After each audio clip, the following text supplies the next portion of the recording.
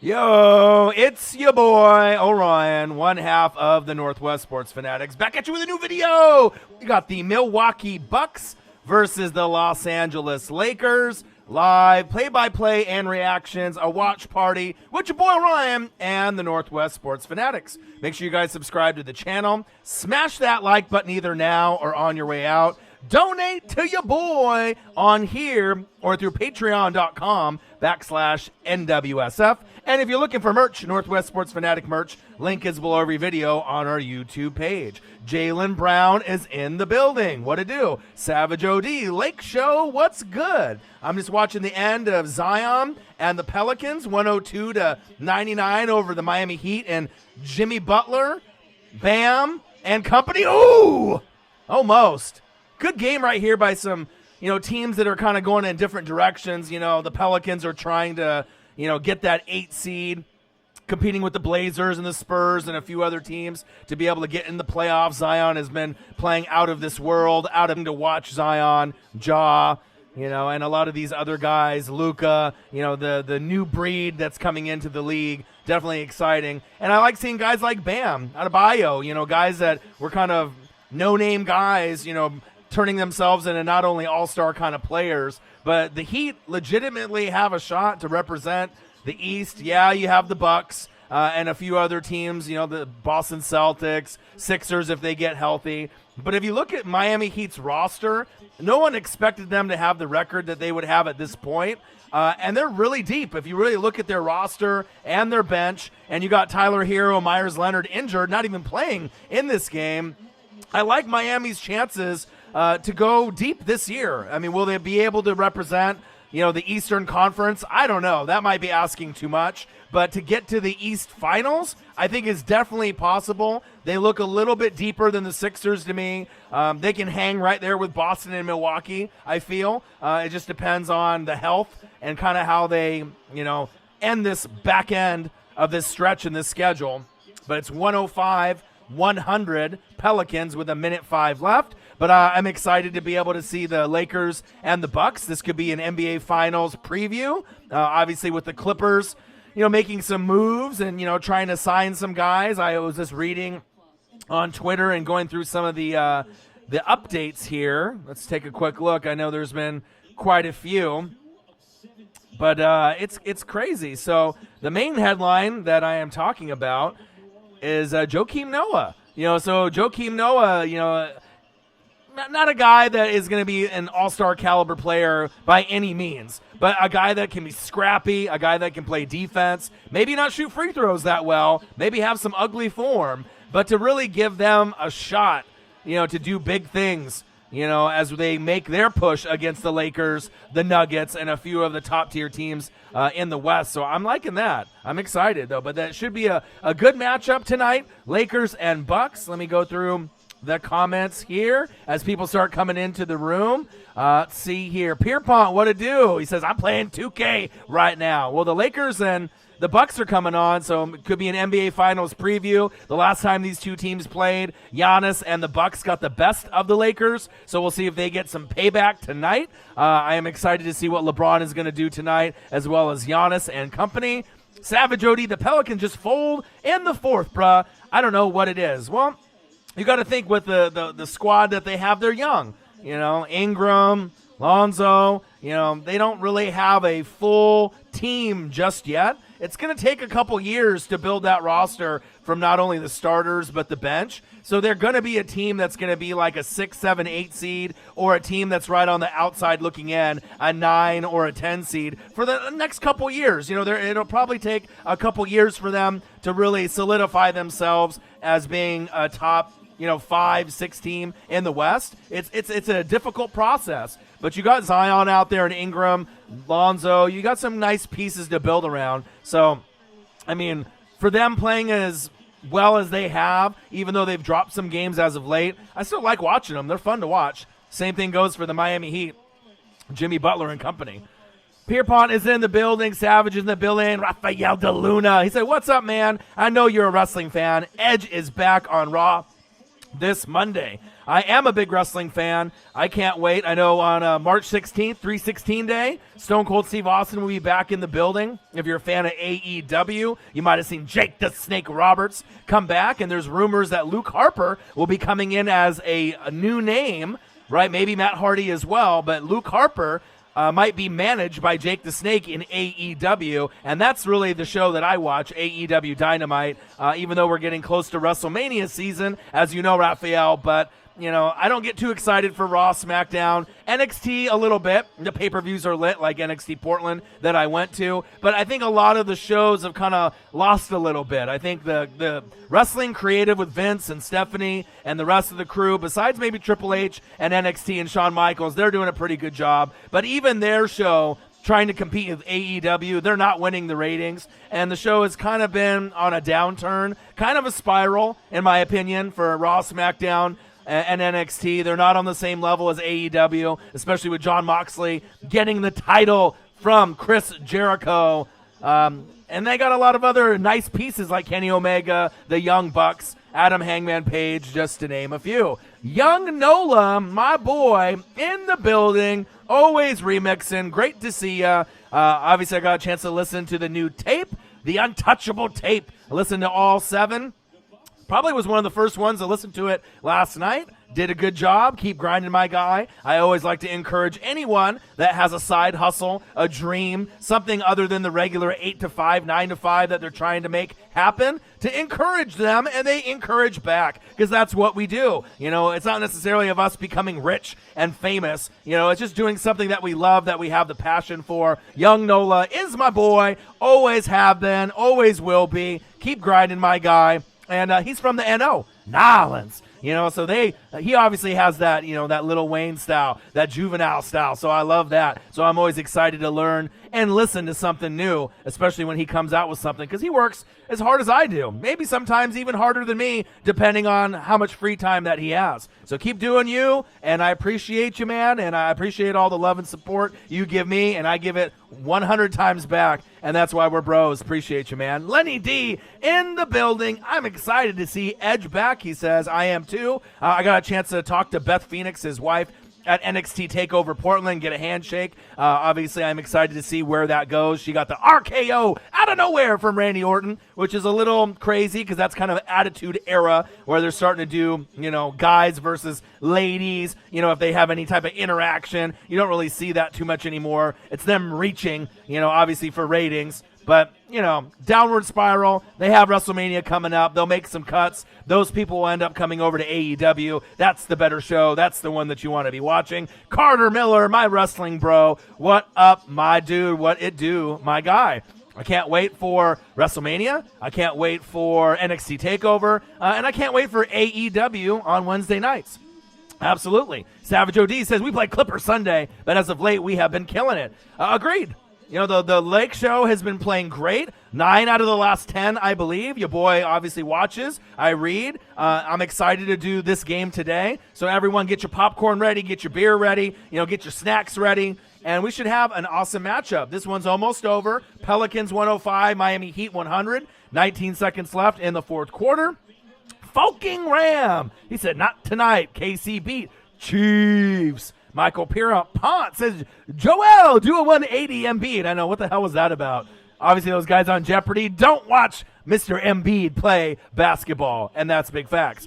Jake's promo on Wednesday was straight fire. It was. And for a guy, if you know the story with him and the alcohol and the drugs, and to be able to overcome that, DDP helped pretty much save his life and keep him clean. And DDP was one of the big reasons why he came in to AEW. So it's awesome to be able to see some of the legends like Jake the Snake Roberts, a guy that I grew up watching as a little kid, on WWF, TV pay-per-views, on, Raw, on all the different shows back in the day. Obviously, it was exciting to be able to see Jake the Snake out there, and doing his promo. He definitely is aged, but it's cool to be able to see him out there. And if he's going to be the manager of Luke Harper under a different name, I can't wait. I was thinking it might be Matt Hardy if he was going to make his appearance there, because that would be dope as well. But whoever it is coming after Cody Rhodes, so we'll have a brand new feud in AEW, which is exciting. Sarah Small in the building. AEW is incredible. She is one of the biggest Colts fans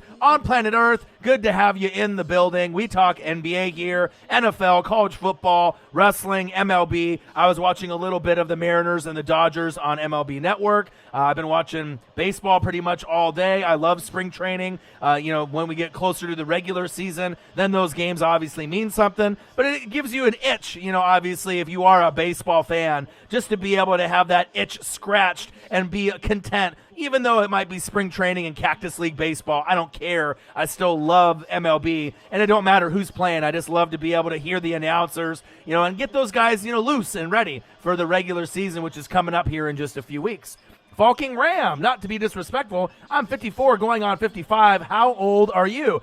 Again, not being disrespectful, my son just turned 27 yesterday. I like your show, and I am subscriber. Falking Ram, no disrespect. I am 37, going to be 38, even though I might not look like that. I mean, some people think I look a little younger, maybe in my early 30s or late 20s, which is a great compliment. But obviously, I try to bring the fire, the energy, the passion, with anything. Ram says, God, I came off as old. No, not really, man, because we have fans, in Germany, Brazil, Australia, all over the globe, all over the United States. And, we have people that are in their teens, their 20s, the 30s, 40s, 50s, 60s that love this show for everything that we bring for the NFL and doing reaction videos to live streams to anything above and beyond that with wrestling and the NBA. Obviously, I can do it all. No problem. Just with all the research and the reading that I do, I feel comfortable with doing pretty much anything other than just NFL live streams and reaction videos, which a lot of people know us for.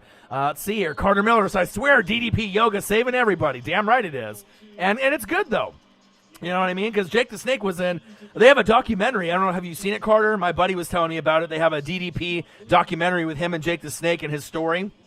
I haven't watched it all the way through, but I hear it's really inspirational, and it's cool if you're kind of one of those old school guys that you appreciate Jake the Snake and DDP, that diamond cutter.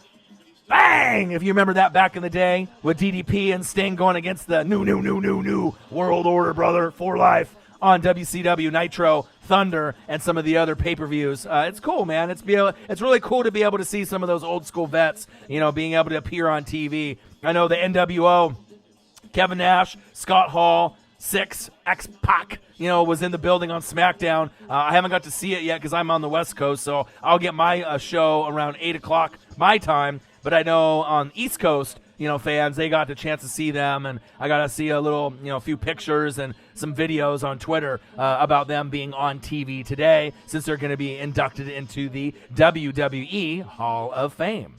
So I think you'll be managing Brody Lee, Luke Harper, when he finally debuts. Yeah, so I heard there's a few names that they're kind of going over on for Luke Harper, if they're going to go by Brody Lee or a different name. I'm excited to see it. Luke Harper, Brody Lee going against Cody Rhodes, and hopefully Matt Hardy and a few others are able to come over to AEW. And once WrestleMania ends, there's typically a lot of cuts. Maybe I can see the Revival, maybe jump ship, and maybe a few other different tag teams or single wrestlers come over. I'm excited to see who ends up coming over to make that brand stronger.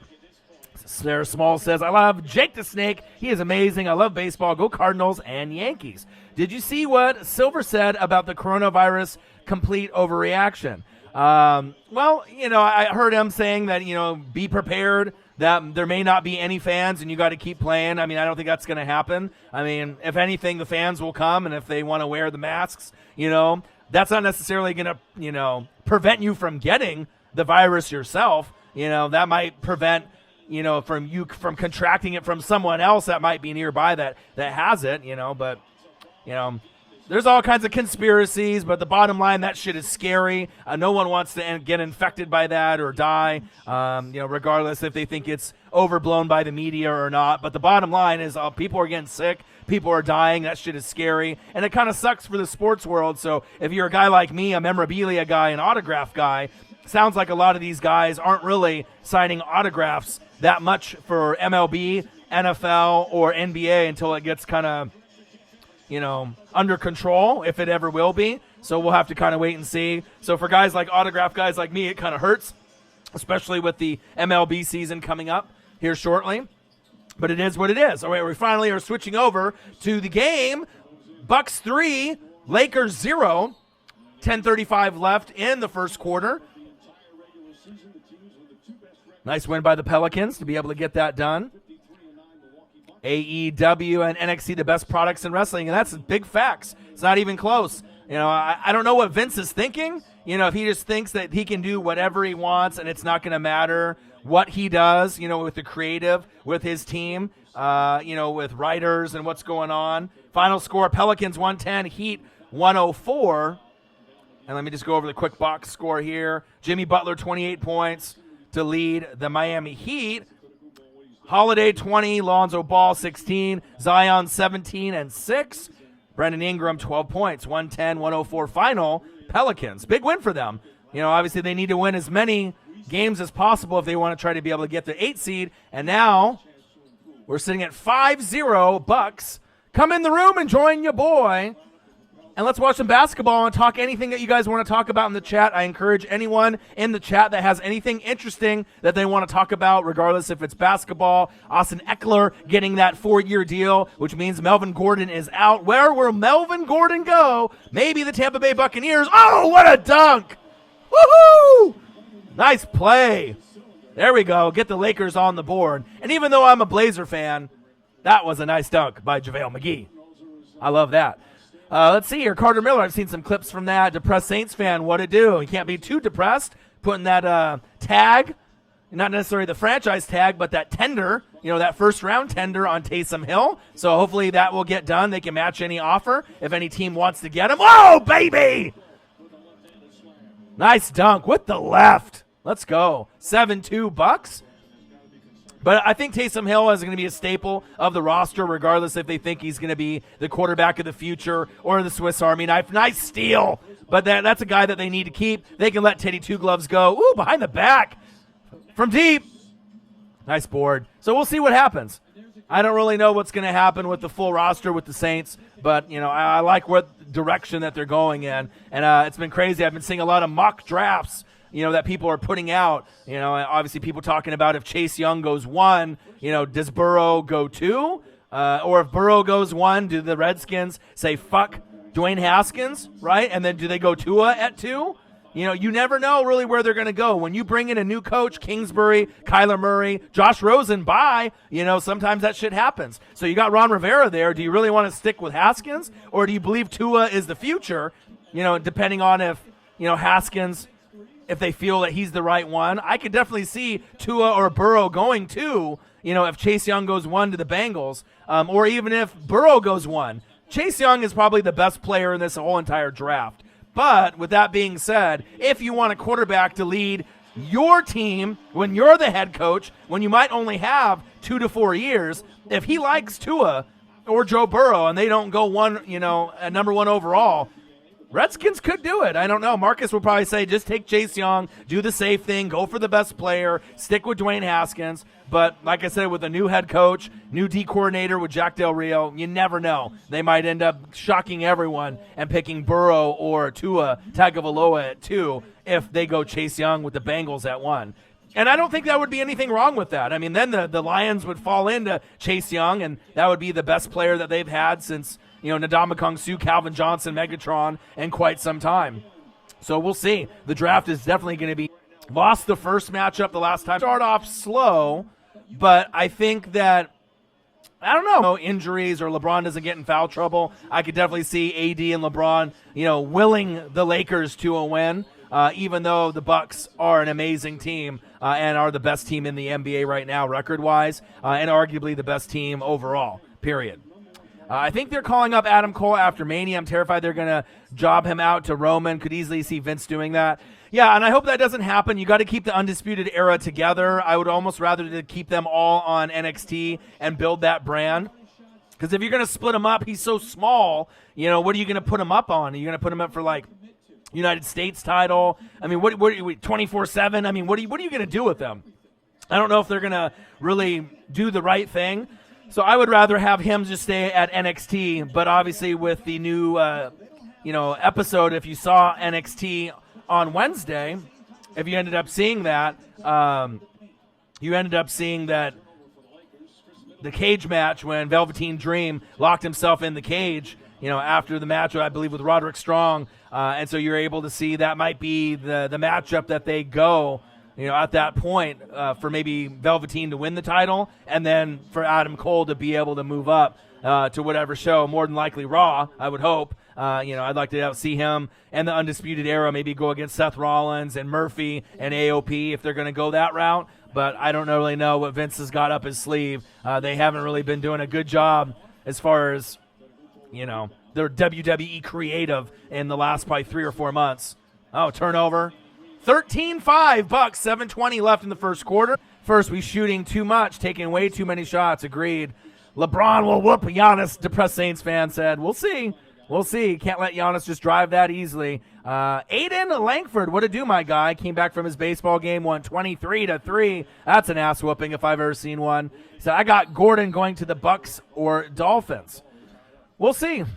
We'll see. I'd love for him to go to Tampa Bay, depending on if they go for Jonathan Taylor, in the first round or second round, depending on if they trade up or trade back. I definitely would love to have someone like that because I need to have a franchise running back and I need to have a franchise QB. If it was my dream come true, I'd love to have Jonathan Taylor from Wisconsin this year and Trevor Lawrence next year, and then I would be good. I mean, my team has sucked for so long. The Tampa Bay Buccaneers haven't been to playoffs since 2007, that if I could at least have Trevor Lawrence and then have a stud running back, that would at least give me a chance to hang around in the NFC South and compete to be able to try to get to a point where maybe I can win a wild card at some point since they've been so bad for so long. Let's see here. David Goldstein said, how about them Flyers? What a do, my guy. Savage says, Vogel, please figure something out. Giannis is just getting the paint with ease. Got to stop that. Sarah says, I love Chase Young. Let's see. Thank you. I appreciate that. Said, handsome man. Thank you. Odin's Child in the building. What a do. I honestly think Chase Young will be a bust. No chance in hell Chase Young is going to be a bust. He's the best player in the draft. He is very close to like a Joey Bosa, Nick Bosa, maybe even better than those players. Absolutely, positively, 0% chance of him being a bust. He is going to be a great player and more than likely will be a Pro Bowl player year one. And if he ends up having a great season and a great, career over, a 5 to 15 year period, we'll see how long that he plays. If he ended up watching any action from the Ohio State University, I don't know if you're trolling right now or not, but he is not going to be a bust. To me, he's the best player in this draft out of any position, and that is hands down. Let's see here. Giannis is just easily driving. We need to stop him. I mean, look at what he did. Yeah, I know, man. I know. Tyler Boer's in the building. What a do. Says, I wonder who the new woman coming to SmackDown or is returning to SmackDown. Yeah, I'm not sure. I haven't got a chance to watch it just yet, so I don't really know. Undisputed Era versus the OC with Finn Balor is what I want to see. That would be nice. Odin's Child said they did weird shit with TV and cams with Bayley and Sasha walking back and Liv Morgan talking to Dolph Ziggler. Yeah, I mean, I don't know what's going on with the show. I'll have to check it out once it comes to my DVR at that point. Jaylen Brown, I think he's with his daughter today, so hopefully he'll be able to try to come through at some point. Maybe on the weekend. I'm going to the Blazer game tomorrow against the Kings, and then going to the arcade prior to that. We got this really big arcade in downtown Portland called Ground Control. It's got like 2 levels, so on those 2 levels, I'm going to be able to go and play some of those old school games, have some fun, eat some pizza, and then go to the Blazer game at that point. So 37 going to be 38. Even though I don't look like it, I look young. At least that's what most of the people say that on the channel that subscribe. But we got the Milwaukee Bucks versus Los Angeles Lakers, live play-by-play and reactions. Watch party with your boy Ryan and the Northwest Sports Fanatics. Make sure you guys subscribe to the channel. Smash that like button either now or on your way out. Donate to your boy if you can, who will be the first to help support me and the Northwest Sports Fanatics. Make sure you do. And you can also donate at patreon.com/NWSF. Link is below every video on our YouTube page. Also, if you're looking for Northwest Sports Fanatic merch. So 1 second here. I got people messaging me. Got 2 different people inviting me to the Blazer game, but I already am going with one of my buddies. From reading your bill to learning more about your tech, please reach out. We're always here to help with 24/7 tech support. Yep, 24/7. And you can easily One moment, guys. Twitter at AskFrontier or online at frontier.com/help. always here to show you the way to an awesome experience with us. Remember, you've got a friend on the digital frontier. You subscribe to the channel. I appreciate that. Omega either broke a finger or broke his hand in the tag match. I need to go and do a reaction video to that, Carter. I think if I can find a good video on YouTube and I can do a reaction video to it. I haven't got a chance to watch it in full yet, and I'm just dying to watch Jericho and Jon Moxley, right, in Revolution, the pay-per-view that just happened last week, as well as the Young Bucks versus Kenny Omega and Adam Hangman Page for the tag belts. So maybe I'll try to do that as well. 1 second, guys. Gonna make a quick call. Girlfriend's calling.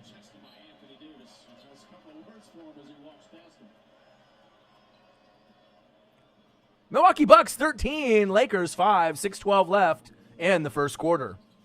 Sean the Real Jordan in the building.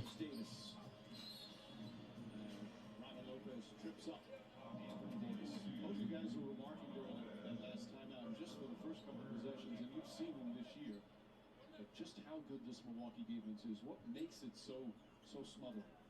Well, they're athletically. All right, she didn't answer. We'll see if she calls back. The swarming nature, and they stay disciplined to what they want to take away. And to me, with respect, the worst defender on this front line is Brook Lopez. All right, 13-5, Bucks, 5:49 left in the first quarter.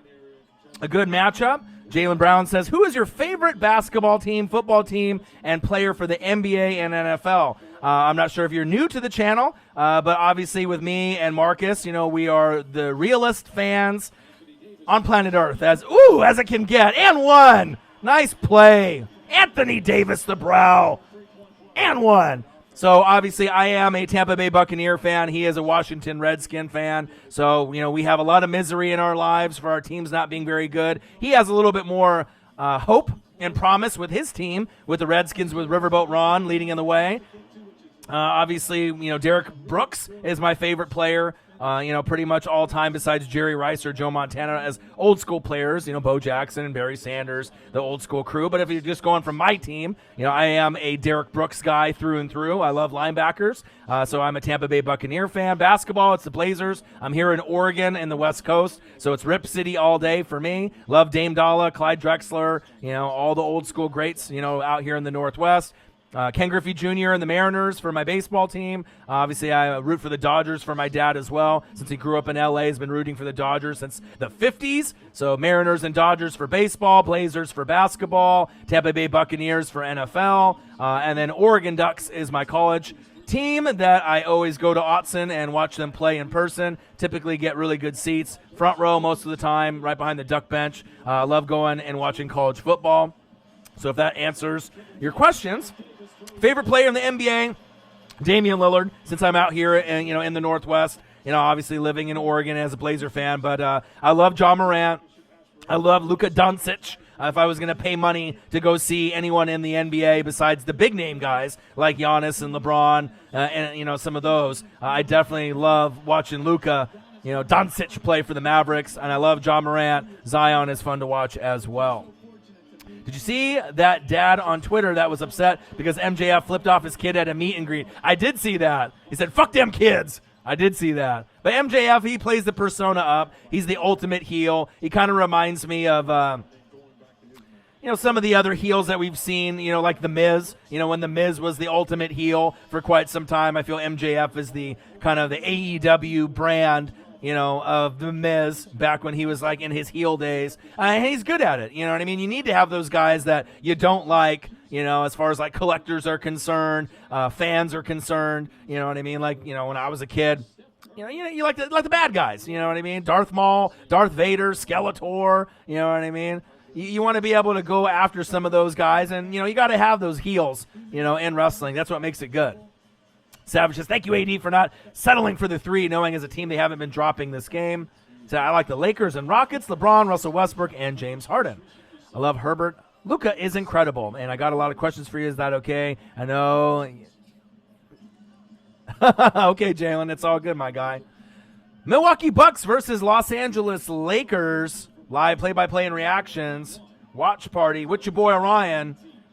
and the Northwest Sports Fanatics. Make sure you guys subscribe to the channel. Smash that like button either now or on your way out. Donate to your boy if you can, either now or at patreon.com/NWSF. And if you're looking for merch, Northwest Sports Fanatic merch, link is below every video on our YouTube page. In and out, Lopez with the rebound. 15-12, a good first quarter. A lot of up and down for three. Over the backboard. Nice rebound by Lopez, even though it looked like he traveled right there. 3:09 left. Oh, and the flush. Offensive foul. He said, what the hell? Lopez can't believe it. Yeah, he was moving. He was moving. I don't know. Bad call. But I hope everyone's having a great Friday. We've had some good NBA action earlier today with the Pelicans defeating the Heat. Nice win for Zion and company to get one on Jimmy Butler. LeBron for three. In and out. 15-12. 2:55 left in the first quarter. Now we have a little commercial timeout. But we can talk about anything on here. You guys want to talk NFL, college football, the NFL draft, NBA, MLB, AEW, WrestleMania, NXT, whatever you want to talk about, we can. Has anyone had this yet? Has anyone had this new KFC chicken sandwich with the donut on the top and bottom? I don't know. I'm kind of skeptical. I mean, we have a famous donut shop in downtown Portland, Voodoo Donuts, that makes some of the best donuts like in the country, with the kind of original donuts with like cereal and other things that are topped on, right? But I'm not really sure based off KFC donuts, right? And then the chicken in the middle. So I don't really know how that would taste. I mean, I'm kind of interested to go there and try it out because I still haven't even tried the Popeyes chicken sandwich yet, but you know, it is what it is. Fuck the ops! What it do, my guy? How you been? I've been all right, man. Going through some ups, going through some downs, but I'm trying to, get things back on track, just grinding like I always am. Hopefully that you are having a great Friday and that you have been good. We got the Milwaukee Bucks versus Los Angeles Lakers, live, play-by-play, and reactions, and watch party with your boy, Orion, and the Northwest Sports Fanatics. Make sure you subscribe to the channel. Smash that like button either now or on your way out. Donate to your boy either on here or patreon.com/NWSF. And if you're looking for merch, Northwest Sports Fanatic merch, link is below every video on our YouTube page. So I've been trying to grind as much as possible, with the schedule that it allows me to.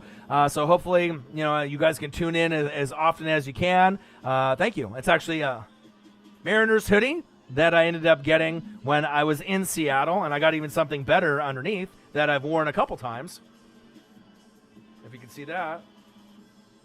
My boy, Ken Griffey Jr., my favorite player of all time. A Mitchell and Ness t-shirt, which you normally don't see that often anywhere, but I got that up in Seattle when I was, at the Mariners game quite a few times last season. My boy, Ken Griffey Jr., a.k.a. The Kid. Love him.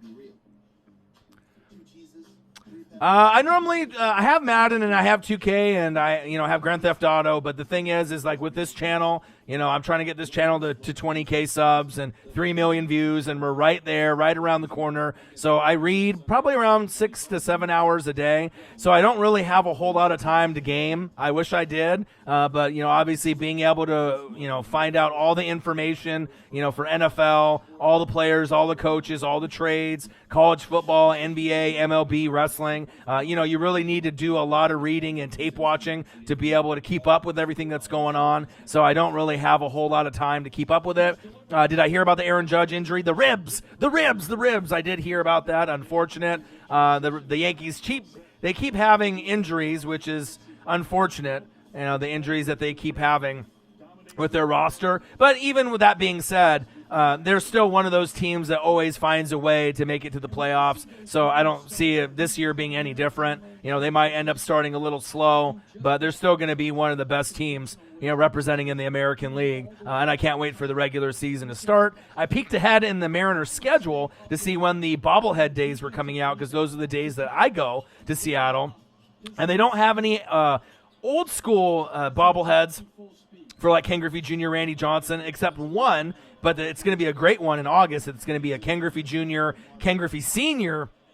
dual bobblehead. So I called up my buddy and I told him we're going. You know what I mean? They don't really have any Randy Johnsons or Ichiro bobblehead promotional nights, which is unfortunate, but at least I can get that one vintage one. I ended up getting a nice Ken Griffey Jr. bobblehead this past season from representing his 1989 Upper Deck, if you can see that. 1989 Upper Deck rookie card. And it was amazing.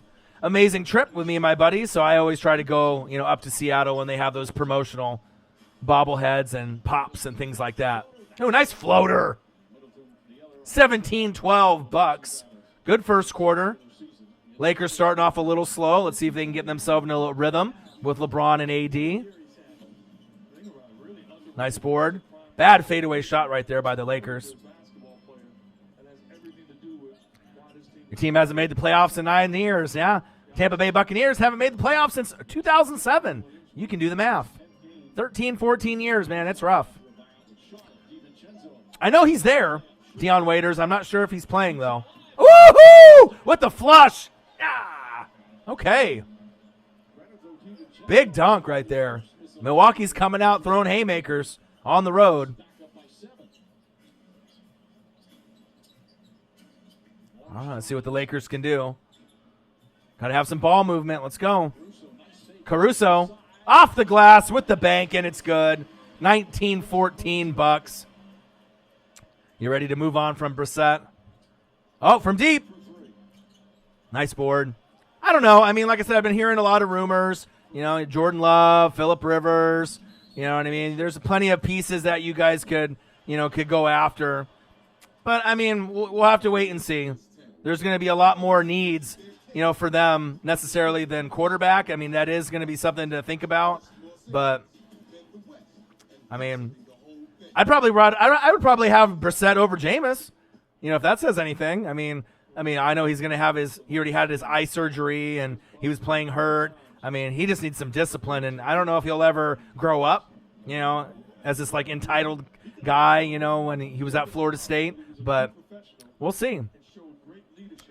You wonder what you can get back for Yannick Ngakoue? I'm not sure. I would hope that he would want to stay, but since the team has been blown up, the Jags, from just a few years ago when they went to not the Super Bowl, but the AFC Championship game with Blake Bortles. But you got a lot of first-round and fourth-round picks in these next 3 years, like I told you yesterday or the day before. So if they can just hit on 60 or 70% of their picks the next couple years, they're going to be a good team, in a few years if they can hit on some of those picks. That's just the question. Can they hit on those draft picks that they have? Because they're going to have a shitload moving forward.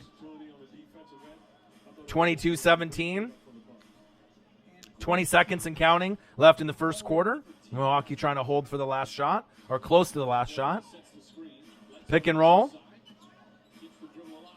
For three? Nope. Pat Connaughton short. 5.4 seconds left.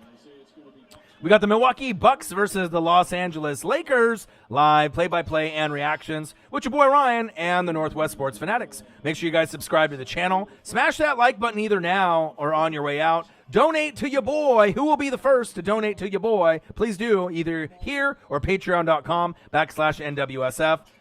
Oh, and if you're looking for merch, Northwest Sports Fanatic merch, link is below every video on our YouTube page. Nice layup right at the buzzer. Let's see if it counts. If it does, Caldwell Pope got it. 22-19, end of the first quarter. Clippers picking up Joakim Noah. Yeah, it's interesting because obviously they're trying to make that deep push. They're going to feel a little threatened, by the Lakers and the Nuggets and a few other teams. So they're trying to make their push to try to deepen that bench the best that they can. Absolutely. But I hope everyone is having a great Friday. Hope everyone is had a good week. It's been a long week. Obviously I'm going to have to start looking for another job, from that physical work. Obviously physically demanding, probably try to find something that's more indoors, something more into my wheelhouse. Maybe not necessarily sales like I did for, 15 or 20 years, but, just doing something inside, obviously to compensate with the, obviously the funds and the donations that I get through YouTube, but I'm gonna have to try to figure out a way to be able to manage the funds. Brian Trefino, Ravens flock in the building. What to do? Haven't seen you in a while. Hope everything is good with you. We got the Milwaukee Bucks versus Los Angeles Lakers live play-by-play and reactions with your boy Ryan and the Northwest Sports Fanatics. Hope everyone is having a fantastic Friday. Competitive game here in the first quarter. I've been watching a lot of baseball and basketball today. Watched the Miami Heat lose to Zion and the Pelicans. Was watching the Dodgers and Mariners on MLB Network. And there's been a lot of baseball, even though it's, Cactus League and it's still not the regular season, but I still enjoy, getting that baseball action in, even if it's just background noise, just something to have. It's just kind of nice to be able to get into that baseball mode. I don't know if all or any of you guys are fans of baseball like I am, but that's a connection that I have with my dad, since he's been Dodger fan since the 50s. You know what I mean? It's something that when we get together, I go to his house and we watch Dodger games together, and it's fun. So, and it's one of those things when you watch it on TV, if you're not a fan or don't have favorite team or players, it's hard to watch for a lot of people. But if you do have a favorite player or a favorite team or have some kind of connection to it, not only is it fun for me to watch it on TV, but going to games in person is off the chain. I almost would rather watch baseball rather than the NBA, believe it or not. I would rather go to a baseball game rather than go to an NBA game. It's just, to me, the NBA has never really been the same since Jordan and Kobe, rest in peace. It just really hasn't been the same for me. The league is kind of soft. It's not the way that I used to remember it when I was in the 80s and 90s, with Jordan and Bird and Magic and Clyde and Barkley and Olajuwon and Malone. Like, these players were much, much tougher and better than these guys that you got in the league now. And then for MLB, obviously, I don't got Griffey or Randy Johnson or Ichiro or Edgar Martinez running around anymore. But I get a chance to watch my Mariners and my dad's Dodgers, and that makes me happy. You end up having that connection, with someone, and it makes it special when you can hang out and watch that. Yeah, opening day is roughly in about 2 to 3 weeks away, so I'm excited. I'm going to try to go to Seattle 3, 4, 5 times this season. Maybe go see some interleague play. Maybe the Braves are coming to town for the first time in 4 to 5 years. The Nats are coming to town for the first time in 4 to 5 years. So we'll see. We'll see. I want to be able to see Mike Trout in person with the Angels. That's one of the Mariners' big rivals. So I want to get that off my bucket list. I was going to go see Pujols and Mike Trout last year, but it just didn't work out money-wise for me. But maybe I'll be able to do that this year. Back to the action. We got Milwaukee Bucks 22, Lakers 19, 11:49 left in the second quarter. Just started off. Giannis at the top of the key. Pat Connaughton. Stolen. All right, Lakers. Come on, LeBron. Nice pass. Wow. Bucks holding teams at 41% from the field, he just said. They're nice. Could be an NBA Finals preview. Kuzma. No good. What's up with Kuzma dyeing his hair back? Did he get teased too much having his hair blonde like Eminem? He just couldn't handle it anymore. Had to go back to the normal hair color. There we go. Nice board. 22-19. Bucks. Nice pump fake. Bang! Caldwell Pope. Nice jumper. May 2nd. That is the birthday.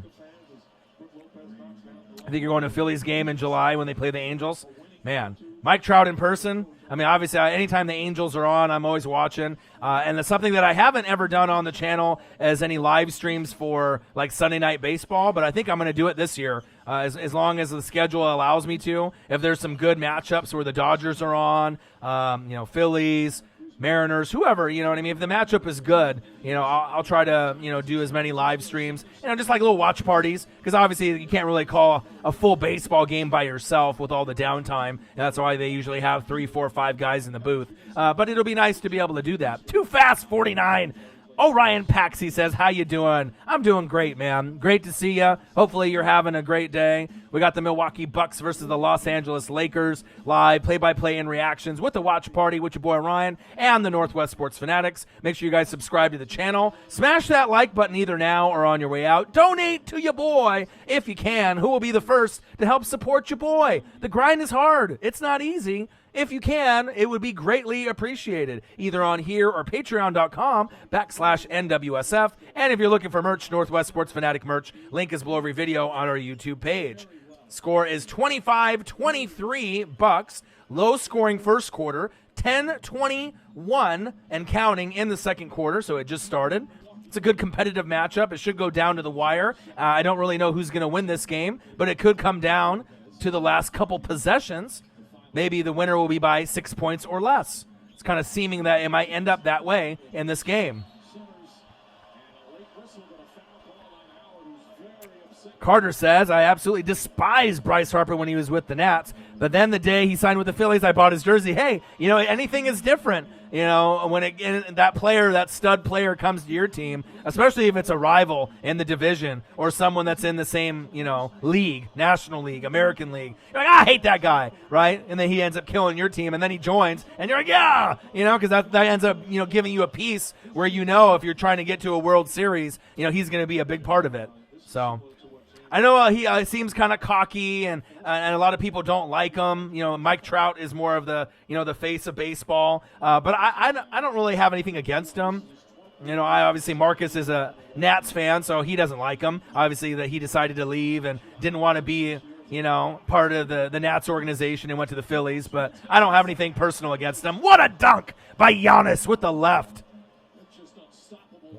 Unbelievable power and grace and smooth ability by Giannis. 28-23 Milwaukee. Ooh, a LeBron with the bank.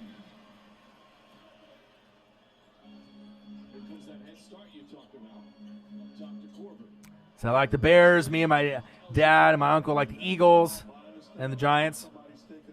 Okay. I don't know if I really have a favorite rapper.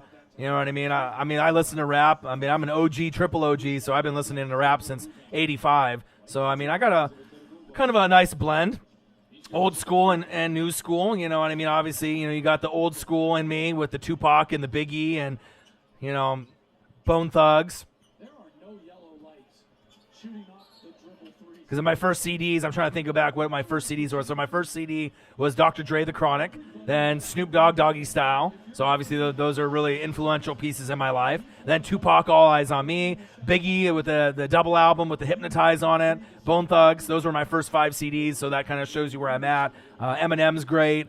I like Tech Nine. Twista. Busta. There's plenty of the rappers. I'm a Drake fan. I love Drake. Drake can do it rapping or singing. I got a good blend of a little bit of everyone that I like. Logic. Okay. Joyner Lucas. Walk-off grand slam he had against the Cubs last season was incredible. I try to stream as much as I can.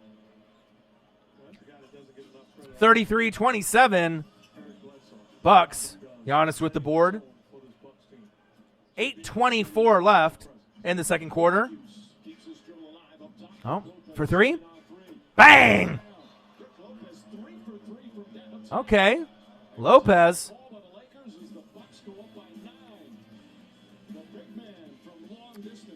36-27. Both Lopez brothers on the Bucks. Interesting. But I hope everyone's having a great Friday.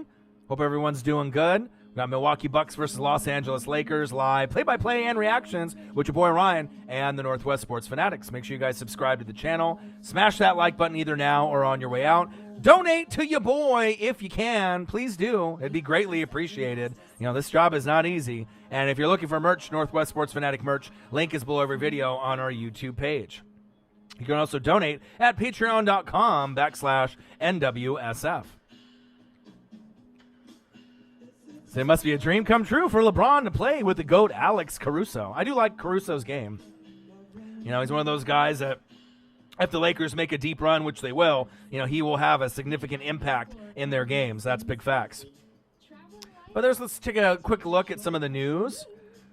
And all kinds of people messaging me here. So let's take a quick look. I saw Khabibi from UFC on Twitter earlier when he ended up having his little weigh-in and he kicked the other UFC belt off the stage, which made me laugh. 127-117, Suns over the Blazers, my team, damn it. Joakim Noah agrees to deal with the Clippers. Saints plan a first-round tender on Taysom Hill. Draymond to Charles Barkley, shut up or I'll take your job. Oh, man. Looks like there's anything else that's going on. And then let's take a quick look, see if there's any other news. Yeah. Khabib. If we can get another fight like that, that'll be nice. Let's see here. If the Pack takes a quarterback, Rodgers says he'll beat him out. That's big facts. Austin Eckler, 4-year, $24.5 million deal for the Chargers. So that pretty much means Melvin Gordon is out. Austin Eckler will be the man there for the Chargers. Let's see. Bucky Brooks says the Redskins should stick with Haskins. I'm not too sure. It just depends. I mean, obviously, can you not really go wrong with Chase Young, with that position and that type of talent at 2? Especially if he ends up turning into a Hall of Fame kind of player. But you never know. They might go Joe Burrow or Tua at 2 if Chase Young goes 1 to the Bengals if they surprise everyone. Because it seems like everyone thinks Joe Burrow's going 1 to the Bengals, but what happens if they throw a curve and don't? Then everyone is going to be kind of reaching for different players. A lot of people are going to be trading up. Dolphins looking for a quarterback. There'll be a lot of other teams. Chargers looking for a quarterback. A lot of teams that'll be trading up, and that's big facts. 5 teams that should trade for Andy Dalton. Let's look. The Chargers, the Colts, the Patriots, the Buccaneers, or the Bears. All those are pretty good fits. I don't really know if Andy Dalton is a long-term fit. I would rather go for, a young player like a rookie, but it is what it is. Jay-Z in the building. Michael B. Jordan in the building. Wakanda forever. Andy Garcia in the building. Dwayne Wade should never be a contestant, judge, participant, anything above and beyond in the slam dunk contest. We saw how that went. Ruined it, man. Ruined it for Aaron Gordon. Now he'll never come back. Thanks, Dwayne Wade. Appreciate that. Oh, yeah. I'm more of an AEW guy, but I watch wrestling. I'm a huge wrestling fan. Been watching wrestling since 1985. So WWF, WCW, ECW, WWE, AEW, all of the above. That was almost a travel by LeBron. Good ball movement, good pump fake. All right, LeBron. Oh, baby! Yeah! With the flush. There we go. Vintage LeBron. What the throwdown. Bro, what's with the media saying Brady to the Niners? Like, what? It makes no sense. Jimmy is way younger, and Jimmy's first full season coming off a ACL tear, made it to the Super Bowl. Jimmy is perfectly fine. The main thing is too fast, as, with me, I follow Tom Brady's career from high school, college, to at Michigan, right, to obviously New England and beyond. He grew up, right, in California, and his favorite team and favorite players were Joe Montana, right, Jerry Rice, Steve Young, and the 49ers. So for him to go to the 49ers would be like a dream come true for him. Maybe not necessarily just because they have a lot of deep talent and who they have at coach right now, but that was his childhood team that he loved and rooted for. So that's kind of maybe where some of the talk is coming from, And then having Jimmy come back to the Patriots, I don't think that's ever going to happen. The media is just trying to reach, for stories. But you never know. It's the NFL. Anything is possible. But obviously with Tom Brady, if he was the quarterback this season, for the 49ers, you would have had less turnovers than Jimmy G, and that's kind of Jimmy G's problem. He's still young. He's still learning, right? But obviously the turnovers in key situations is the only thing that really holds Jimmy G back at this point. And if you ended up getting Tom Brady, it's a Band-Aid for like a year or two. but you could probably end up winning a Super Bowl with Tom Brady with the amazing talent that you have around you. But you're going to have to go against Patrick Mahomes or Lamar Jackson or one of those like really elite offenses and defenses in the future. So we'll see. You know what I mean? If they want to, kind of blow up the team to a certain degree and get a Tom Brady and try to win it. But if you end up going to the Super Bowl with Tom Brady and lose again, then you just, then you're going to have to look for another young quarterback again and start over and then kind of rebuild. So I don't think it's going to really happen, but you never know. But I always thought if Tom Brady, if I could picture him in any jersey other than New England, I kind of always had a vision of the San Francisco 49ers, and I said that years ago because, I know his history, as a player and a person, so I was already saying that 2-3 years ago if Brady was ever going to leave, but you never know. Sometimes I got that sports ESP, but sometimes things don't pan out. You'll have to kind of wait and see. No video game live and streaming. New Japan. Once in a while, I'll try to watch some, ROH or New Japan or some of the old school stuff. But like I said, with my busy schedule, work and YouTube and everything, I usually don't have too much time to get into some of that as often as I would like, to be honest. So, yeah, we'll see Too Fast 49. We'll see what happens. If he can end up, getting those problems fixed. But the bottom line is you got a great coach. You got John Lynch, which is great. Kyle Shanahan's great. You end up having lots of great pieces, built around. You built the team strong. And this was the first year of probably about a 4 or 5 year run, just like when you guys had Patrick Willis and Navarro Bowman and Kaepernick and, Harbaugh, head coach. You're going to have to try to go to a couple more NFC championship games and then hopefully get to another Super Bowl and win. But if you end up winning, it's probably going to be against a really tough team like a Chiefs or a Ravens or one of those top-tier teams whenever that happens. So, but I'm rooting for you, man, because the Niners were the team that I grew up rooting for as a little kid. And if I wasn't a Tampa Bay Buccaneer fan, I would be a 49er fan because I was a big Joe Montana guy, Jerry Rice guy, Roger Craig, Tom Rathman, all those guys, Steve Young.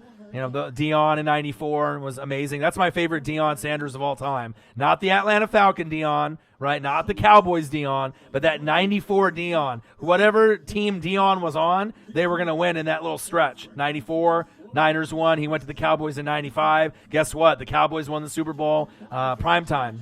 I mean, amazing. And just him in that uniform with that 21, with the do-rag, and just the red and the white, and that anniversary jersey that they wore.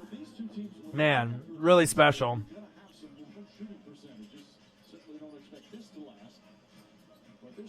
Like that 75th year anniversary.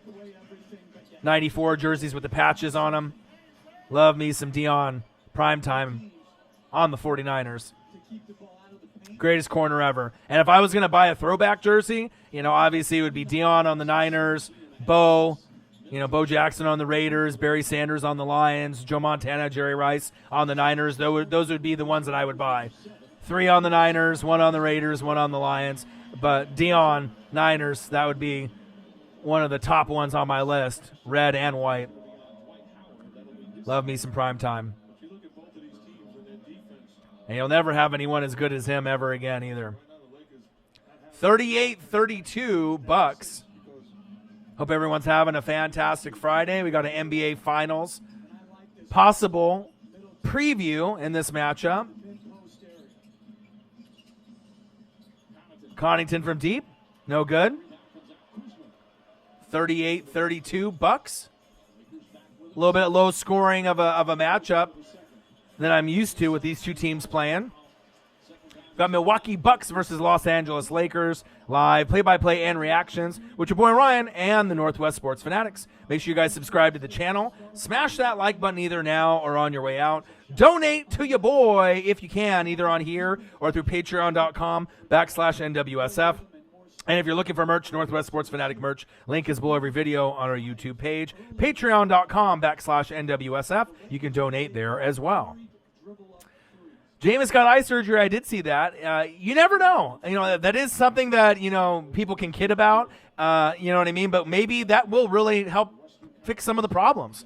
You know what I mean? If he couldn't see properly. It's all about decision-making as well. But if he goes to another team, you got to think for a guy to be able to throw 5,000 yards with shitty eyes, 33 touchdowns that he couldn't even see, and he played hurt on top of his eyes being bad, even though he did have 30 picks and a shitload of fumbles. Maybe if he can go to another team, it's not impossible to think if he went to like the Patriots and could throw for 4,000, 5,000 yards, 30-some TDs, and then could get the interceptions down from 30 to maybe 15 to 18. I mean, that could be a huge difference, because I'll tell you right now, if he would have thrown for 33 touchdowns and 18 picks instead of 33 touchdowns and 30 picks, the Bucs would have made the playoffs last year as a wild card. No joke, because they lost so many games in the fourth quarter, so many games on the last drive, so many games with no pressure. I don't like him at all. I'm not trying to give him any kind of credit, you know what I mean? But I'm just saying, maybe not on my team, but maybe if he went somewhere that had discipline and better coaching, that he could turn his career around like Ryan Tannehill did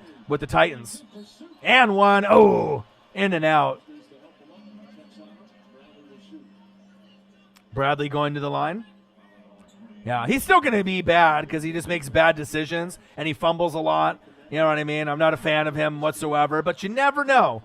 Marcus Mariota also. He could go to the Patriots or another team and he could revitalize his career as well. His problem is just usually the injury bug. Jameis, can throw the deep ball better, but obviously with him throwing the deep ball to Mike Evans and Chris Godwin, he takes too many risks, and obviously with those risks, he's got the highest interception percentage for no pressure, and that shows me that, he's not learning. He's not getting better. Sometimes he'll get the yards up there, but, he's just a knucklehead on and off the field. So, Godwin and Evans, yeah, they're amazing, man. And I knew that they were going to be up there.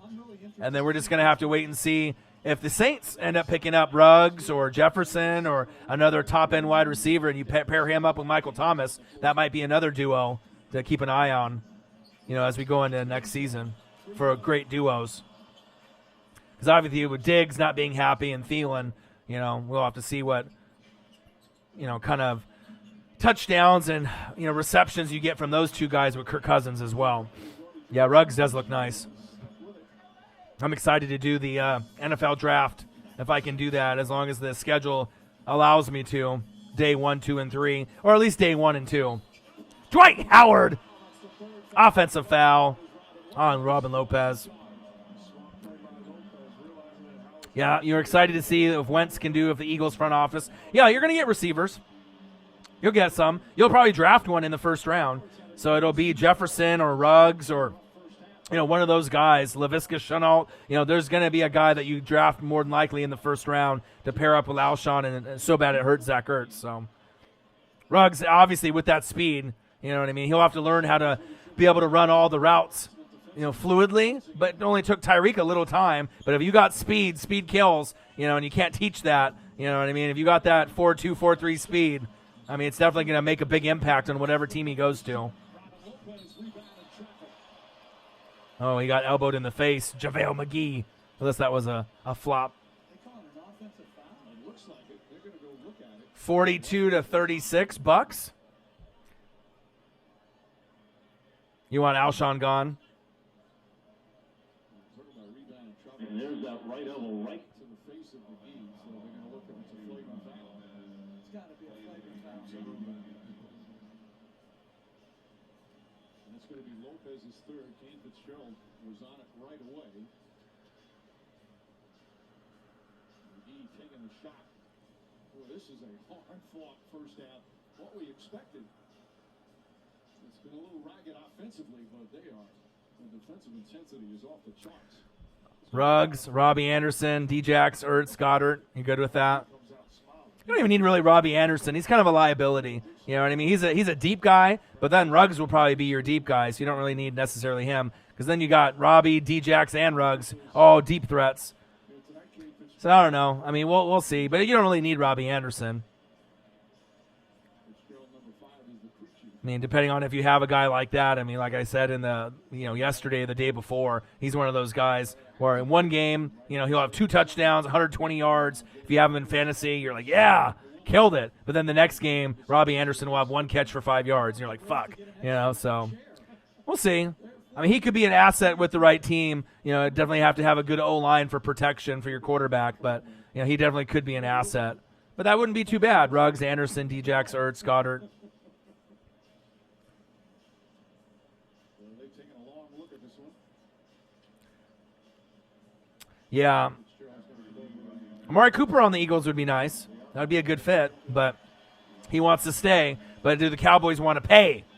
Stay and pay are two totally different things. You know what I mean? And there's a lot of wide receivers. Ooh, big elbow to JaVale McGee's face.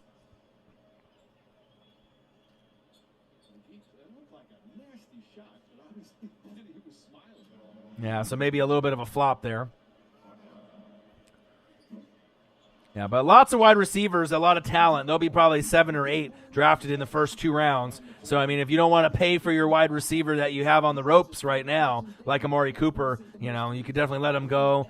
Maybe Odell Beckham goes to the Packers. Maybe the Packers draft a wide receiver, you know, to pair up with Devontae Adams. You know the Saints are going to be looking at one in the first 2 rounds, you know, just to pair up with their stud wide receiver that they have, can't guard Mike. You know, but can't guard Mike, Devontae Adams, a lot of these guys, they need to pair up another wide receiver, you know, to add to that core of wide receiver talent for those particular teams to be able to go to the next level. So, did hear about Deion Waiters, the Lakers? Absolutely. Yeah, and we'll see, and it's kind of crazy that they haven't got the deal done just yet, but I don't see Dak going anywhere. That's their guy. Oh, rejected. Oh. Wow. 42-37, a little low scoring in this game, but it's been pretty exciting. A little bit back and forth. Could be an NBA Finals preview matchup with these two teams. If these two teams go at it, it definitely will go 6 or 7 games. That's big facts. I don't see any sweeps or 5-game NBA Finals, you know, results out of these two teams if these were the two teams to make it this season. Now we got a little jump ball action. But I'm excited for AEW Dynamite on Wednesday. We're getting closer to WrestleMania season and NXT TakeOver. NBA playoffs are coming around just around the corner. We got March Madness around the corner as well. So everything is starting to line up, as well as the NFL draft. And then after that, we'll have the Combine and a few other things. What a pass by LeBron. King James. Vintage LeBron. 42-39 Bucks.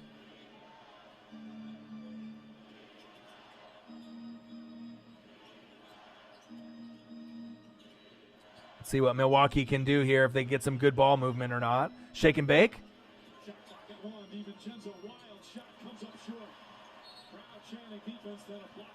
DiVincenzo, what you doing, man? This ain't college ball. Come on, bro. Did the NFL get rid of the pass interference reviews for next season? There's going to be a lot on the line as far as with the CBA agreement and everything that's going on to have 17 games, you know, have one less preseason game. A lot of the big name players are voting no, so there'll be a lot of changes, but we're going to have to wait to see all the, you know, terms on what they're going to be doing for reviews, for pass interference, if there's going to be a 17-game regular season and maybe only a 3-week preseason. Lots of things are going to be on the table. And then, you know, obviously with the drug stuff, with marijuana not being that much of a big deal, obviously that's kind of shitty for Josh Gordon since he's kind of like suspended indefinitely. But then now if, you know, they end up going that route, you know, for some of these sports where maybe, you know, weed isn't as big of a deal as it was in the past, which is, you know, kind of silly to me. So, favorite NBA team? Well, I'm in Oregon, so I'm a Blazers guy. You know, I'm Clyde Drexler, Terry Porter, Jerome Kersey, Buck Williams, Kevin Duckworth, Cliff Robinson, Brandon Roy. You know, those are my LaMarcus Aldridge, Bill Walton, Maurice Lucas. You know, but I'm a big Dame Dollar guy. You know, I'm a big CJ McCollum guy, Nurk. You know, I love the Blazers. I'll always be a Blazer fan since that's the only real professional team that we have here, except for the Timbers for soccer. But big Blazer fan, big Dame Dollar fan. But I also like Luka a lot. Trae Young is fun to watch. Zion is fun to watch. But I would say out of my 2 favorite players that aren't on the Blazers, the ones I enjoy watching the most are Luka Doncic as well as Ja Morant. Those are probably my 2 favorite that I would want to watch. And it sucks because I have tickets to go with my buddy for the Blazers to see Ja Morant when they come in town, but it's on the same day as fucking WrestleMania. So I can't go. I got to watch WrestleMania instead. So that's unfortunate. So my buddy's going to sell the tickets. If it was on any other day, but then we got, an NXT TakeOver, which I'll probably end up doing a live stream if I can end up getting the network. And then I'll end up probably doing a WrestleMania live stream just because it's fucking WrestleMania and I love wrestling. So, oh, LeBron with the flush. Boom, shakalaka. Jay-Z said, ooh, baby. Yeah, well, the preseason needs to be longer than 2 weeks because you got to get the guys in shape. You know what I mean? Otherwise, you're going to have guys in that first month that just look so raw, and then you're going to still have guys get injured and, tear ACLs and Achilles in the first month. So it doesn't really matter, if you do 3 or 4 or 5 weeks, but 2 is too little. You know what I mean? You don't have to play your starters, but then if you don't get any of your starters action, then there's a good chance that a lot of your star players could get hurt within that first month just because they're out of shape. So there's a give and a take to everything that they're trying to do. So I'm not really sure if I would want 17 games. I mean, it's more for the owners and the TV deal and them making money really than for the players. So I can see why a lot of them don't want them to do it. So Chafino says Lakers. LeBron. Let's go Lakers. Did you hear the rumor of Vince selling the PPV rights to ESPN Plus, which means you'd have to pay $4.99 for access and then pay $60 for each individual pay-per-view? That would be horrible because you already have the network. Obviously they're losing ratings to AEW. I wish there was a cheap way to get AEW pay-per-views, but I think at this point with Bleacher Report, unless you go to like a illegal streaming site, I don't think there's really any way to get it, but I imagine AEW pay-per-views are about $50 or $60. I haven't ordered one yet personally, but I'd rather pay money for that.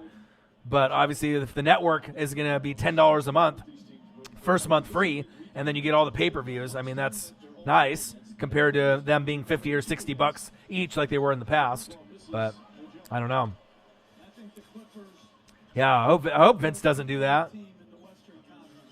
But who knows? He's a greedy mofo. He's rich. He don't care about the fans. Yeah, but AEW at some point can have 6 to 8 or 6 to 12 pay-per-views. It just depends. They could have one every month. It just depends on if they need to keep building the roster. It'll probably go from 4 to 8, and then they'll end up having a second show. With Dynamite being the one show, and then another show under a different name, and then going from there. It's just going to keep getting bigger and better. But I can't really see myself paying big money for a pay-per-view for WWE unless it's one of the big ones. If I had to go that route and split it with my buddies or something, if I was going to do like $50 or $60, it would only be like Royal Rumble, SummerSlam, WrestleMania, maybe Survivor Series, Money in the Bank, maybe. I mean, there's not very many. They would have to be the main big ones, though. SummerSlam, Royal Rumble, WrestleMania, probably those 3.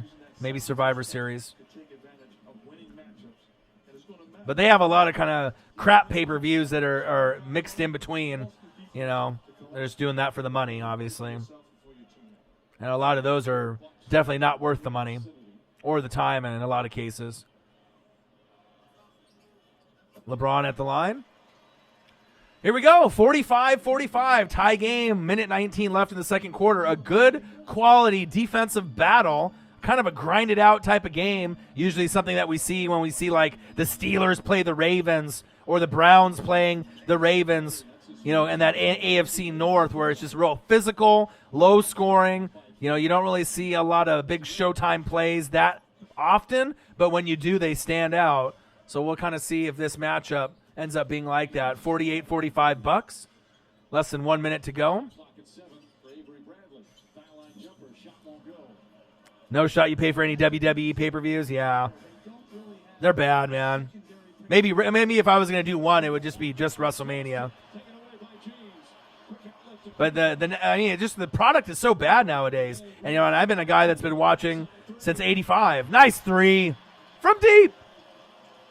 But just the storyline and just everything, the matches, the format, the announcers, everything about WWE stinks.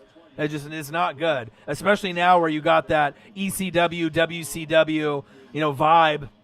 With AEW, they're doing it the right way. They just need a little bit more talent, but they got the better platform, they got the better show, they got the better announcers, they got the better wrestlers and the way that they format the matches. More innovation, better double team moves, more moves that you've never seen before, inverted suplexes and body slams, DDTs, brain busters, just things that are out of the ordinary, things that are like ECW originality, and I like that. You get more hardcore in AEW as well, and I like that.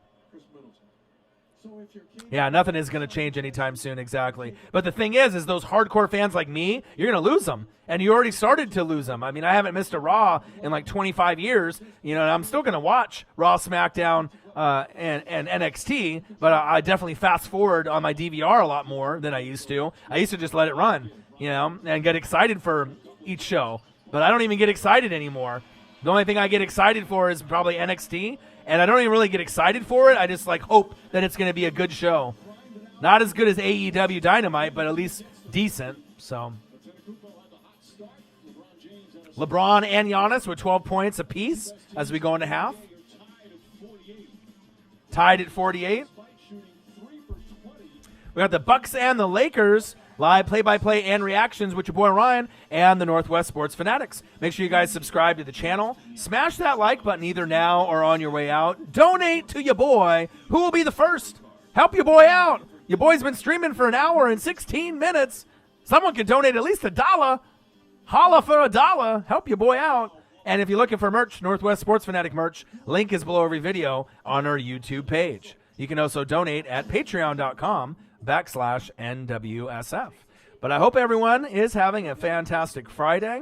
As we're going into the weekend, tomorrow I'm going to be going to Ground Control, this huge 2-story arcade that's got old school Turtles, old school NBA Hang Time, NFL Blitz, Cruisin' USA. I mean, they got a lot of really cool old school games that we'll go into. And me and my buddy Jay Graves, the one that I went to NXT TakeOver Portland with. So we're going to go do that, go eat pizza downtown. And then after that, we're going to go to the Blazer game against the Kings. So see Damian Lillard versus De'Aaron Fox. So I'm excited for that. So tomorrow will be a fun day for me. And then we'll go into Sunday. Maybe there'll be some XFL or something that I can do a stream on, or maybe I can get Marcus to come on Sunday. I know he's got his daughter this weekend, so I'm not sure if he'll be able to come over, but we'll see. And then we'll see what happens next week as I transition and start to look for a different job. Obviously, the tire job with that physical labor, I'm going to try to get something that's, maybe more suited for me indoors, something a little bit not as physically draining on my body, so that way I can still do a lot of live streaming with the channel, try to get us to 20K as well as that 3 million view mark. We're just right around the corner. We literally only need 600 or 700 more subs to get to 20K, so we're right there, right on the cusp, 19,300 and some change. And we're just maybe about 60 or 70,000 views away from 3 million. So, I mean, we're getting there. It's going to happen sooner than later. Maybe, I'm going to need some help from the fans, but in the road to 20K, it's a grind, especially with YouTube. They've changed their metrics, and they changed the way that they promote certain channels. So we were gaining a lot more ground in the first 2 years, and this last year, they didn't really promote us as much as they did the first 2 years, which is unfortunate, because we should probably already be at somewhere between 25 to 30K subs. But, if we do a video and all the other videos, that are, recommended are someone else's videos and not all of ours, like in the past, then, that shit happens. It's one of those things. It's a grind. It's a struggle. But like I said, this is the dream. I love doing it. I love talking and hanging out with the fans and watching sports, talking sports. So it's not something that I'm going to quit on ever. I'm always going to be here. I'm always going to be grinding. And the only thing that'll keep me away from being on YouTube is if I'm sick, if I got some kind of issue with family, or, just the other full-time job that I got, if there's just doesn't have enough time to be able to squeeze it in. But I'm really going to try to push myself,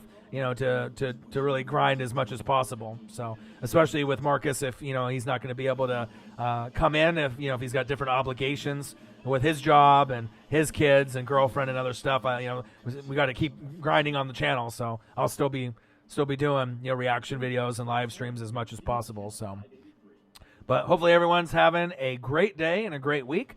If anyone wants to comment on anything, NFL, college football, NBA, whatever it is, please do. We're coming to you live halftime here. We're all tied up with East meets West. Maria Taylor alongside Uncle. Good game so far. A little bit lower of a scoring matchup that I thought, 48-48. Let's take a quick look at the box score as we're on halftime now. Slowed him down a bit. Only finished with 12 in the first. But he came out and set the Eagles won the Super Bowl. obviously Anthony Davis and Jefferson Yeah. foul trouble on this team, so is Eric Bledsoe. Yeah, we had a lot of Eagles fans when we first came in. When I sold my Michael Jordan rookie card, my PSA 9, and then we started grinding, doing a lot of the reaction videos. Lots of Eagles fans. And then one special Eagles fan, I ended up even sending him a Carson Wentz jersey before the Super Bowl for good luck. And then when they won, he wore it for like a week straight. Zach H. So hopefully he's okay. I know he had some issues with his mom getting sick and whatnot, but definitely Eagles fans are one of the biggest subscribers to the channel. They kind of fell off a little bit in the last 2 years. Obviously, they haven't had as good of seasons as their Super Bowl season, but, I guess that happens, you know what I mean? And depending on what team is hot and, but you'll still have the loyal fans that, just appreciate what we do here on the channel and that they'll come in, so.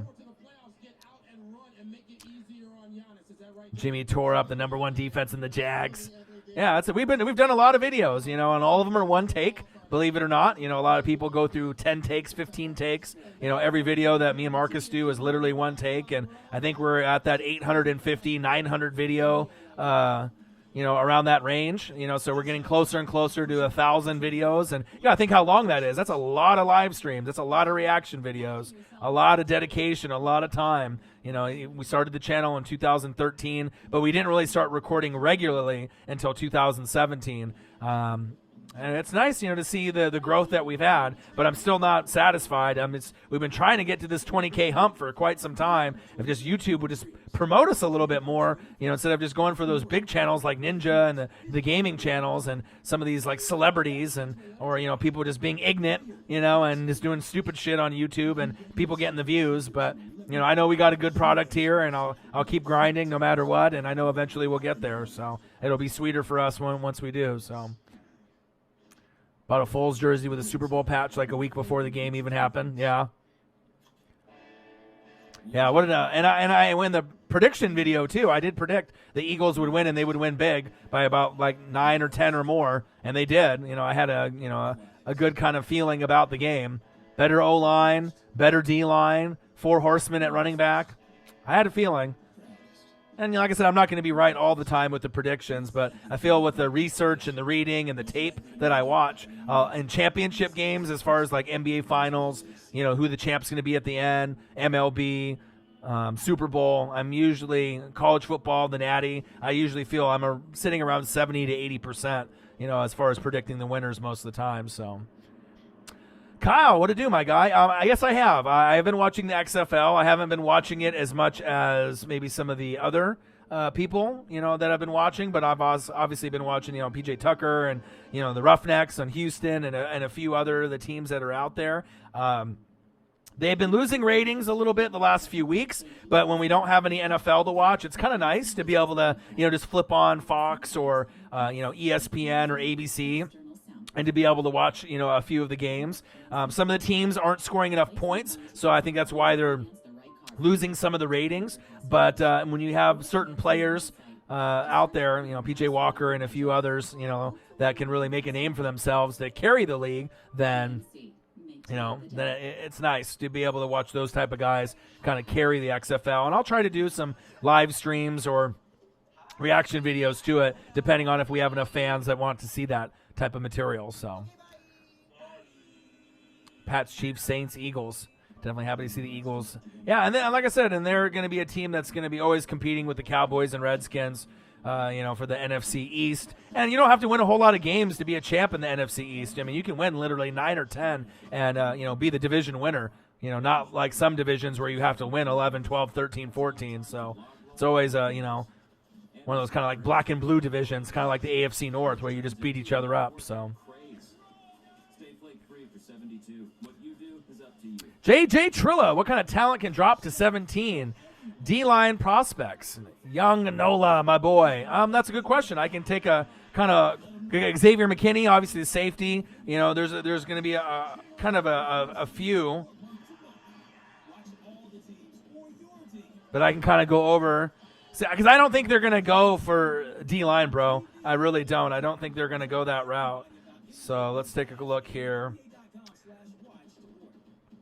Because obviously you got a guy like Isaiah Simmons at linebacker who can play at multiple positions.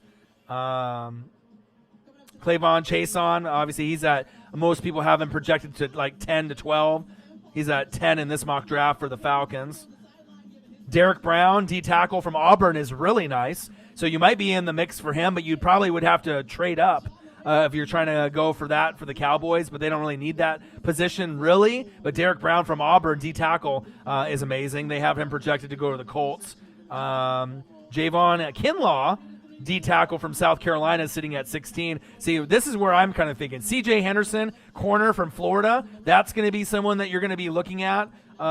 C.J. Henderson, he's one of the best corners in this whole entire draft. And if you're looking at all of the draft picks, he's going to be the second one drafted behind Okudah, right? Okudah, obviously, from Ohio State. They project him to be kind of like a Stephon Gilmore. So if you can end up getting a corner, C.J. Henderson from Florida, that could be a really nice piece, like one of the best corners you've had in a long time, as well as Xavier McKinney. At safety from Alabama. Alabama players, you know, are usually pretty legit. Devin McCourty, obviously, is a free agent. Patrick Chung is entering his mid-30s, so the Patriots are looking at him. But I definitely could see the Cowboys looking for a player like that. So I think safety or corner is that they may be looking at that position first instead of maybe D-tackle or D-end, personally.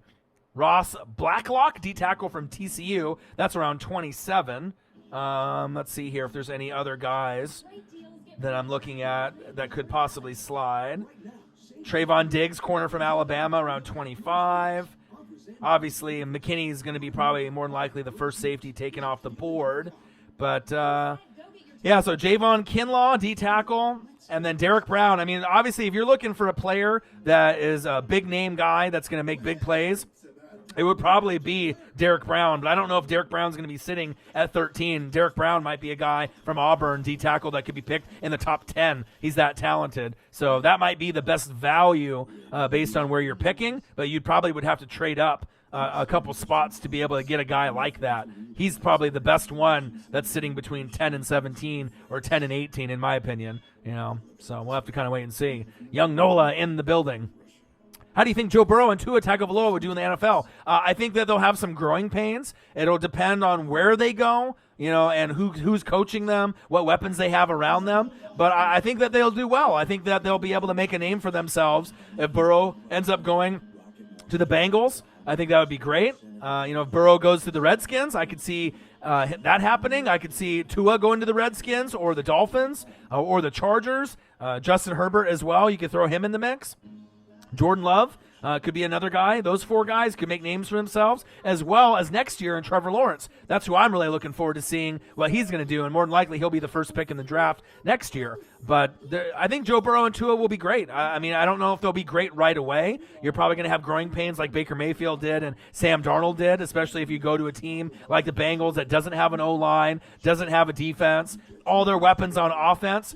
Eifert injured. Right, Mixon at running back injured, A.J. Green injured. Tyler Boyd was pretty solid for them, but they always get hurt. So if Joe Burrow doesn't have any weapons and they get hurt and the O-line stinks and the defense stinks, he's going to struggle. You know what I mean? But at least it gives them a franchise guy, to move forward with if they go with him at 1. And then if the Redskins go Tua at 2 or the Dolphins do, they got talent there. And, you have coaches there that can turn it around with the Dolphins and the Redskins. So I could see Tua maybe having a little bit more success than Joe Burrow, just based off the teams that they go to, depending on where they go. Unless Joe Burrow goes to the Redskins at 2 and the Bengals go Chase Young at 1, then Burrow to the Redskins would probably be a little bit better than Burrow to the Bengals because the Redskins have a lot more talent than the Bengals, in my opinion. So where do I think Clowney is going to sign? Tampa Bay Buccaneers? The Giants? I know there's a few options where he said that he wouldn't mind playing. So we'll kind of have to wait and see what his preference is. Let me see here if there's anything that I have seen. Because I did see a couple things on him. But I'm not sure. We're going to have to kind of wait and see where he'd go. I mean, he did play pretty well, for the Seahawks, and what they were trying to get out of him. Some dirty plays, obviously injuring Mr. Walk It To Him, Carson Wentz sucked, and he had a couple questionable dirty plays, but he's a guy that is a good pass rusher. I'm hoping to, Shaq Barrett, everything is going to be going good for me. Obviously leading the league in sacks and showing him that he can make a difference on my team with the Bucks, but I still need a lot of other players. But I'd love to have Clowney on the Bucks, but I don't really know if he's going to go there. JJ Trilla says if Brown drops. Don't know if he will, though, bro. He's too good of a talent. I mean, you'd have to trade up, but I really think you're going to go corner or safety, you know what I mean? And having a great safety like Xavier McKinney could be huge, because when's the last time the Cowboys had an elite safety? It's been a while. You know what I'm saying? And that could make a huge difference based off the guys that you have up front, right?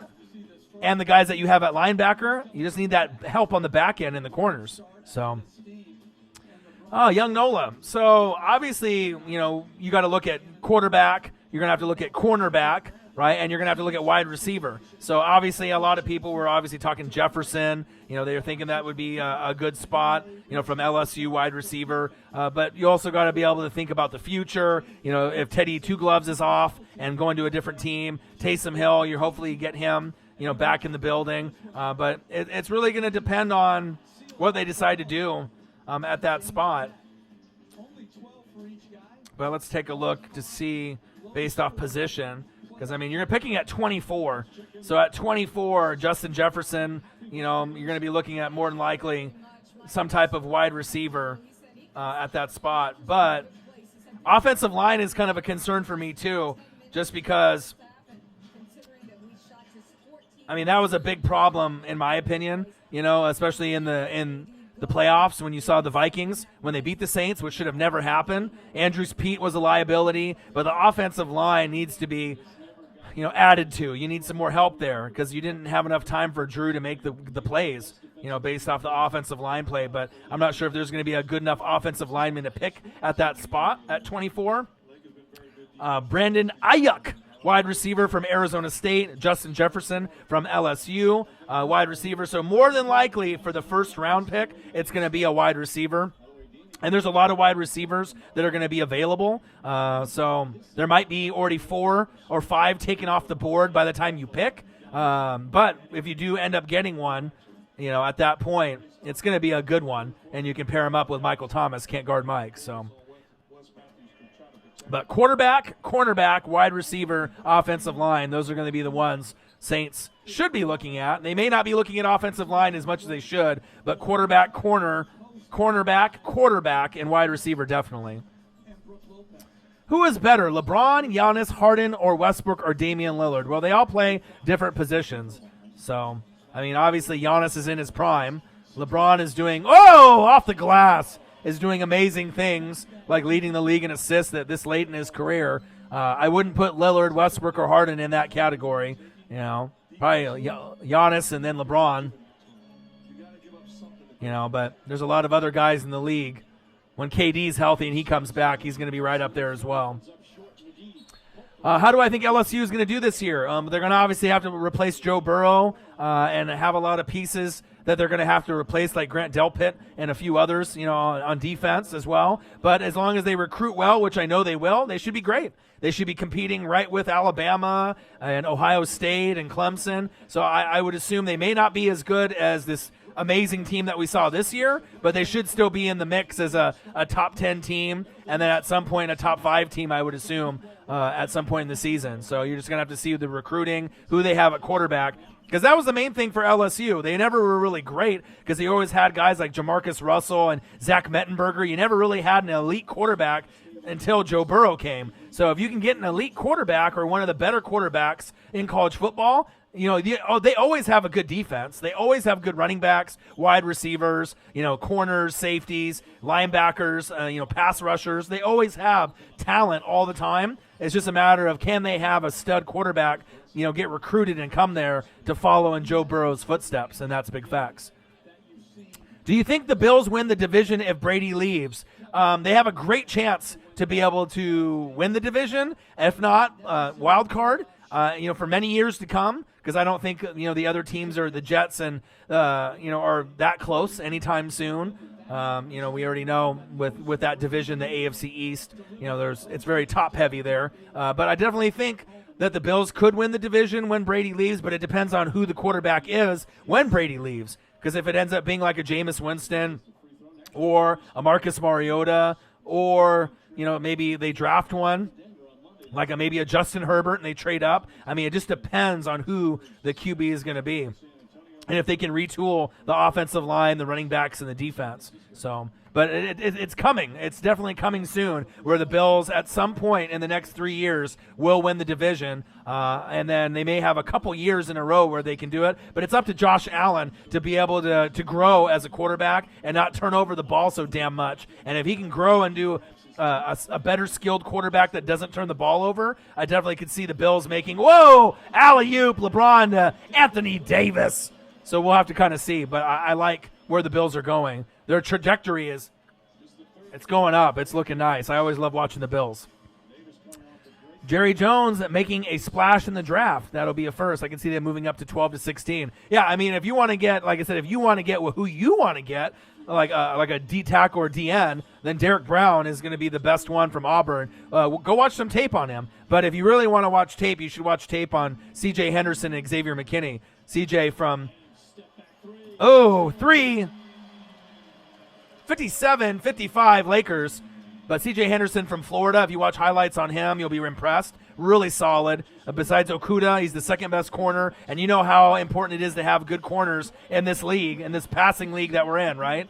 And then obviously besides him, Xavier McKinney, Alabama safety, is really nice too. So he's going to be better than like a Ha-Ha Clinton Dix. He's going to be a nice safety, someone that you could really rely on that back end. And the Cowboys, you got to look in that division with the Redskins, probably going to be throwing deep more, the Eagles, and then obviously with Daniel Jones, getting some protection up front. They're going to be throwing, so you're going to want to have some protection on that back end. So that's where I would go personally. I would go probably safety or corner with that first round pick. So because you can always get a D tackle or a DN in the second round, and it'll give you just as good a value in my opinion. So it's going to be interesting to see if the Rams can bounce back next year. The NFC West is stacked. Yeah, I wouldn't count the Rams out one bit. You know what I mean? They got the talent. The only problem is Todd Gurley probably is never going to be the same. So they're going to have to find another running back to throw in there to have a stable of running backs so they can rotate. Because that was a big part of the Rams being as great as they were. It wasn't really necessarily Jared Goff doing everything. It was Todd Gurley doing everything and then relieving the pressure off Goff so he didn't have to force shit. And then he started to force shit last year, and what happened? They kind of had a bad season. But Aaron Donald will be good. They have some nice pieces. Cooper Kupp should be nice. But they need to be able to get that running game solidified. And then the losing pieces on the O-line was really bad. The O-line, losing those key pieces was the big reason why they took a big step back. But I could see them, making a step forward again if they draft some O-linemen or get some O-linemen in free agency as well. So,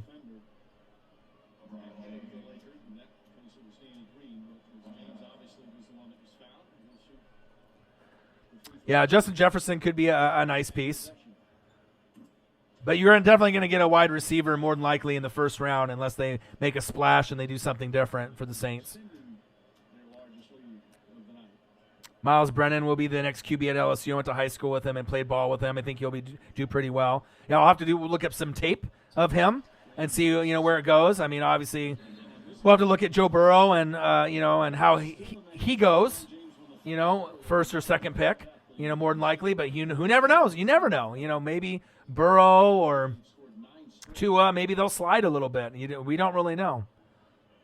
But I am excited to see where LSU goes, and I hope they can keep up. I mean, it's hard to win back-to-back, so they probably more than likely won't go back-to-back and win again, unless like Burrow was there still and he was going to return, right? But Alabama's tough, Clemson's tough. But after LSU won the Natty, that definitely helped them recruit and get some better players that maybe would have decided to go to Alabama, Ohio State, Clemson, and some of these other schools just because of kind of what they were able to accomplish with that amazing team. So I always root for LSU. I watch all their games every year. It's one of the teams that I truly enjoy watching besides my Oregon Ducks every year just because of the NFL talent that they have.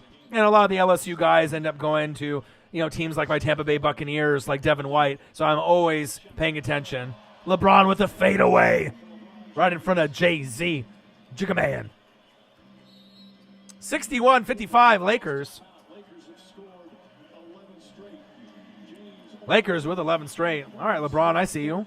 We got Milwaukee Bucks versus Los Angeles Lakers live play-by-play and reactions with your boy Ryan and the Northwest Sports Fanatics. Make sure you guys subscribe to the channel. Smash that like button either now or on your way out. Donate to your boy if you can. Please do. I would hope someone would. I mean, it's an hour and 40 minutes in. Hopefully I can get at least $1 donation. Come on, y'all. Support your boy. Someone can help your boy out. $1, $2, $3, somebody. Help your boy out. And if you're looking for merch, Northwest Sports Fanatic merch, link is below every video on our YouTube page. You can also donate at patreon.com/NWSF. Yeah, but the thing is with corners, you'll be able to get a corner, in the second round. But if you slip on some of these wide receivers, you know what I mean? You're going to want to make sure you get a good one to pair up with Michael Thomas. You don't want to – if you have an opportunity to get like the fourth best wide receiver, at that spot, right, and then you pass on it and get a corner instead, and then you end up getting like the ninth best wide receiver, can actually make some plays. If they really wanted to make a splash, then they would maybe trade up a couple spots and try to get like Ruggs, like a speedster to pair up with Michael Thomas. But more than likely Ruggs is going to be going to like the Eagles. They're going to be probably going about 10 picks higher, with a player like that. So, but we'll see. You also got to see some of the needs that you have might end up being, taken care of in free agency. All right, man. Carter, good seeing you, man. I'll see you next time. Appreciate you. You're on the go live. Now it comes in 2 delicious tropical flavors that can take you to a whole new on-the-go experience. Try them both. Vote for your favorite. Yeah, we'll see, JJ. We'll see, man. We will see. I mean, obviously, I like what – if Mari Cooper comes back, you get Dak signed. Good to go. We already saw what Michael Gallup, what he's able to do, with that roster. So they don't really have too many holes. They got a lot of talent out of the teams in the NFC East. So we'll see what happens there. But, I think getting a quality corner or safety is going to be huge for that team, especially – if you got the second best corner besides Okuda, think about how much of a difference it could be because Byron Jones, right, your corner might be gone. So if he's gone, you're going to need to fill that spot, and you might not be able to get a free agent corner that has that kind of skill set. You know what I'm saying? So just saying. Yeah, you're going to have to trade up, though. You got to trade up quite a bit. You have to trade up 5 or 10 spots, to be able to get Ruggs, because Ruggs is more than likely going to go somewhere between, 14 and 15, 16, somewhere in that range, maybe as low as 20. But if you got a guy that's got 4.2, 4.3 speed, there's going to be teams that are going to be going after that Tyreek the Freak Hill kind of speed. That type of kind of player is rare. So That's how you get back into rhythm. Get easy baskets. And while James doing a lot of scoring here in the third since the All-Star break. yeah, Jefferson would be cool. Ruggs would make more of an impact, but you just want to make sure you got a solid guy that's got good hands that can make a difference to play with Michael Thomas. But the O-line is something that they can't, disregard as well. You got to make sure you clean up some of those pieces. Andrew Speed was a big liability, so. Seahawks chances are next year. They definitely could be a playoff team. Oh, JJ Trilla, my boy. Thank you, bro. $2. Thank you, bro. Appreciate you. I thought someone was going to do it at some point. Thank you. Appreciate you very much. Come back sometime soon. We'll talk NFL Cowboys anytime. Appreciate you very much. So what do you think about the Seahawks chances are next year? They definitely could be a playoff team. Seems like they're typically a playoff team from year to year or a wild card team. Pay Clowney, get a free agent pass rusher, and draft a second corner to help Shaq Griffin. Yeah, we can kind of see. Let's take a quick look to see where they're looking. Trayvon Diggs, corner from Alabama. That's a good scheme for the Seahawks. Good elite ball skills. So that could be someone there. that they could be looking at? For a foul because he's in the landing space. I mean, since you're picking late with the Seahawks. A.J. Terrell, corner, Clemson. That's another one. So, definitely it looks like they're going to be more than likely going corner, for most of the mock drafts and most of the reports that I've been reading. But you never know. They might try to go for someone in free agency at corner, but I don't really know how many good free agent corners are going to be out there. So more than likely getting a draft pick in the first round at corner, it could be a steal. So they might be able to go that route. J.J. Trilla, $2 donation. Thank you, brother. Diggs, yeah. There's a few of them. I mean, you can kind of go look because you're going to have some of the top-tier guys. Okudah will go first, right? C.J. Henderson will go second, and then there will be, a few others that are going to go after. But we don't know how many corners will go in the first round. Maybe 4, maybe 5. It just depends on the quarterbacks and where they fall. People trading up, people trading back, needs of teams. But you definitely can get a steal, in that back end of the first round, because a lot of those guys could be top 15 picks, and if they slide a little bit, you could get a big steal on a guy that can make a big difference. And like I said, I'm in the Oregon, and I'm in the the West Coast, so I see Seattle. I go to some Seahawks games from time to time, maybe usually once a year, or, try to check them out. Russell Wilson's a beast, so as long as you got Russell Wilson, you're always going to be in the running for the playoffs with Pete Carroll. Same thing goes for Aaron Rodgers. You end up having him out there, you're always in the mix.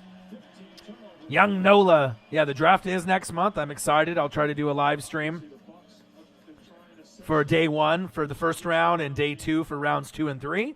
Probably not a live stream for rounds 4 through 7, but who knows? Depending on if I have the time, I watch all of the draft. I'm one of those crazy guys that sits there and watches, 8 hours straight of the NFL draft on that third day, because I enjoy kind of checking out the talent. Lakers 68, Milwaukee 55. Another offensive foul.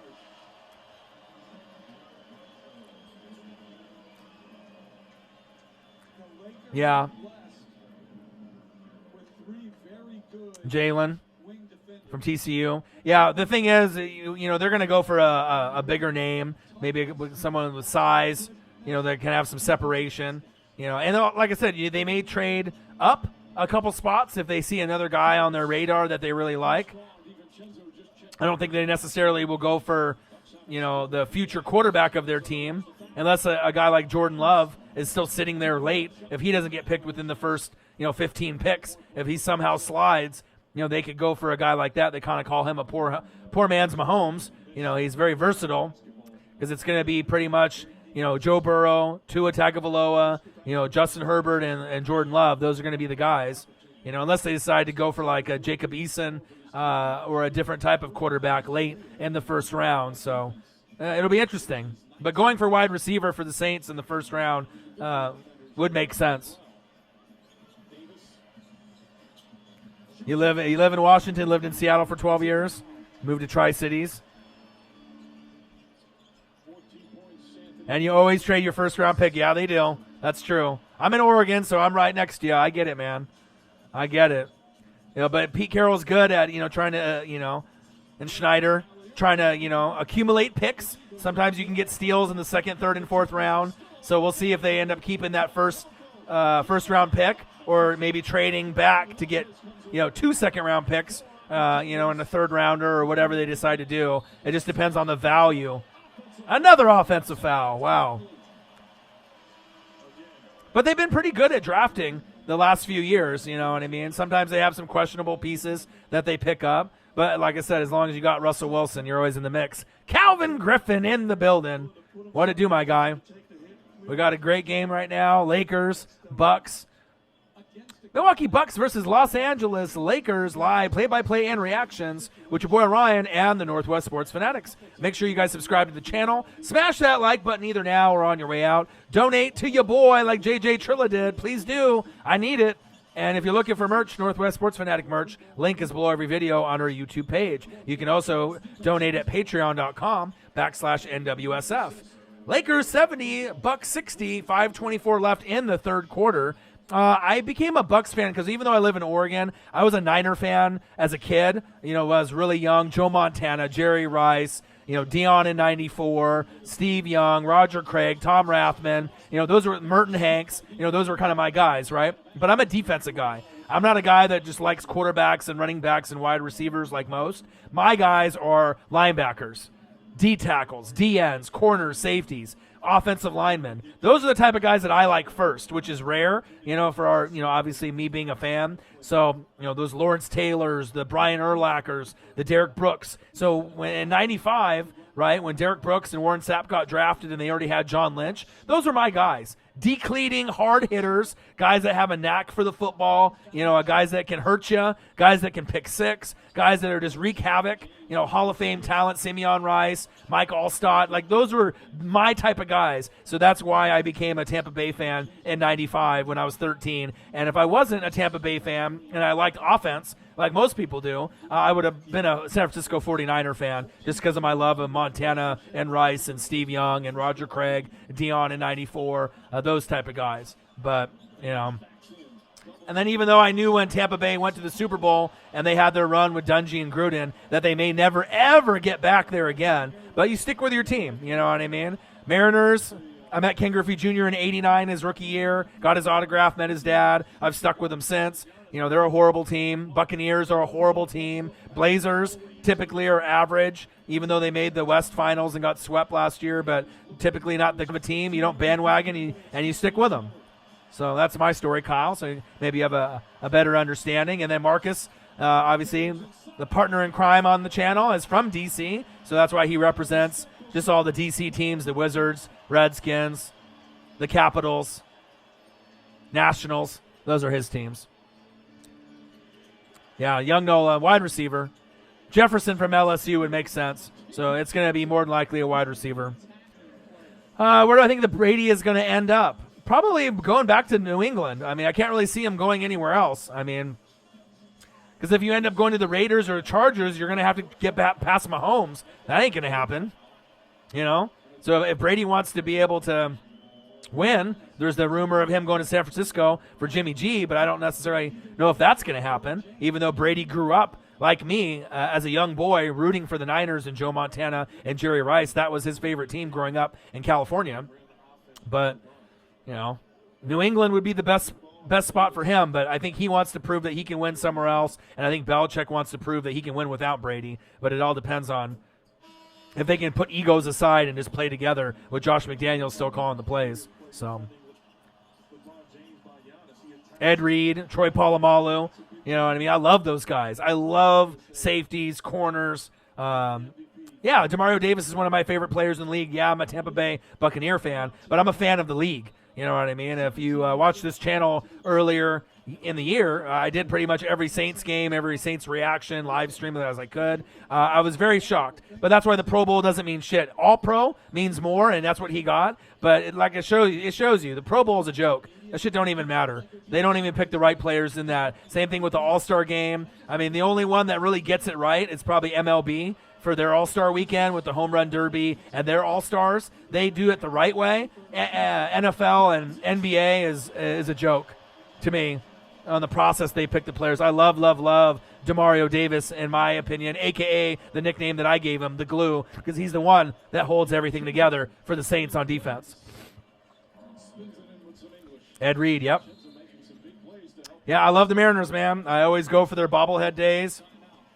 I got plenty of Ken Griffey Jr. jerseys. I'm always up in Seattle. Multiple times a year. Try to go to 3, 4, 5 Mariner games a year, especially for their bobblehead, promotions like this one. The Ken Griffey Jr. 1989 Upper Deck. Rookie year bobblehead. Last season, I went there with some buddies.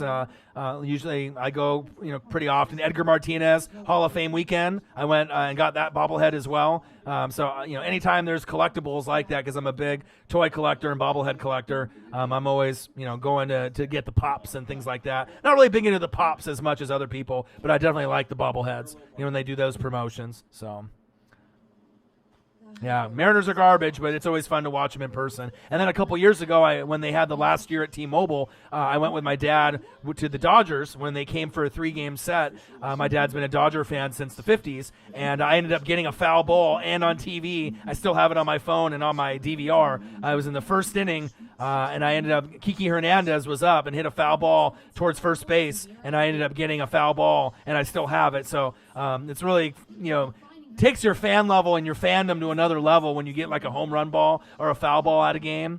And I haven't even really been to that many Mariner games. I've had buddies that have gone to hundreds of Mariner games and never even got close to a ball. And in the 2 games that I went with my dad a couple years ago, I had a ball go 1 seat next to me underneath, and I reached for it and didn't get it. And then the next day I got one, which was awesome. My knees are scarred up and bloody, and a guy, he was in 1 row ahead of me, and it hit his mitt twice, and he dropped it twice, and I went on the steps and got it, and he bull rushed me from behind and tried to make me drop it, and my knees were bleeding from like the 1st inning to the 9th inning, but I got the ball, and you know what I mean, and that's all that matters. So definitely a great memory that I got spending time with my dad, but actually getting a real foul ball from the Dodgers and Mariners, which was amazing. Ichiro 251 bobblehead.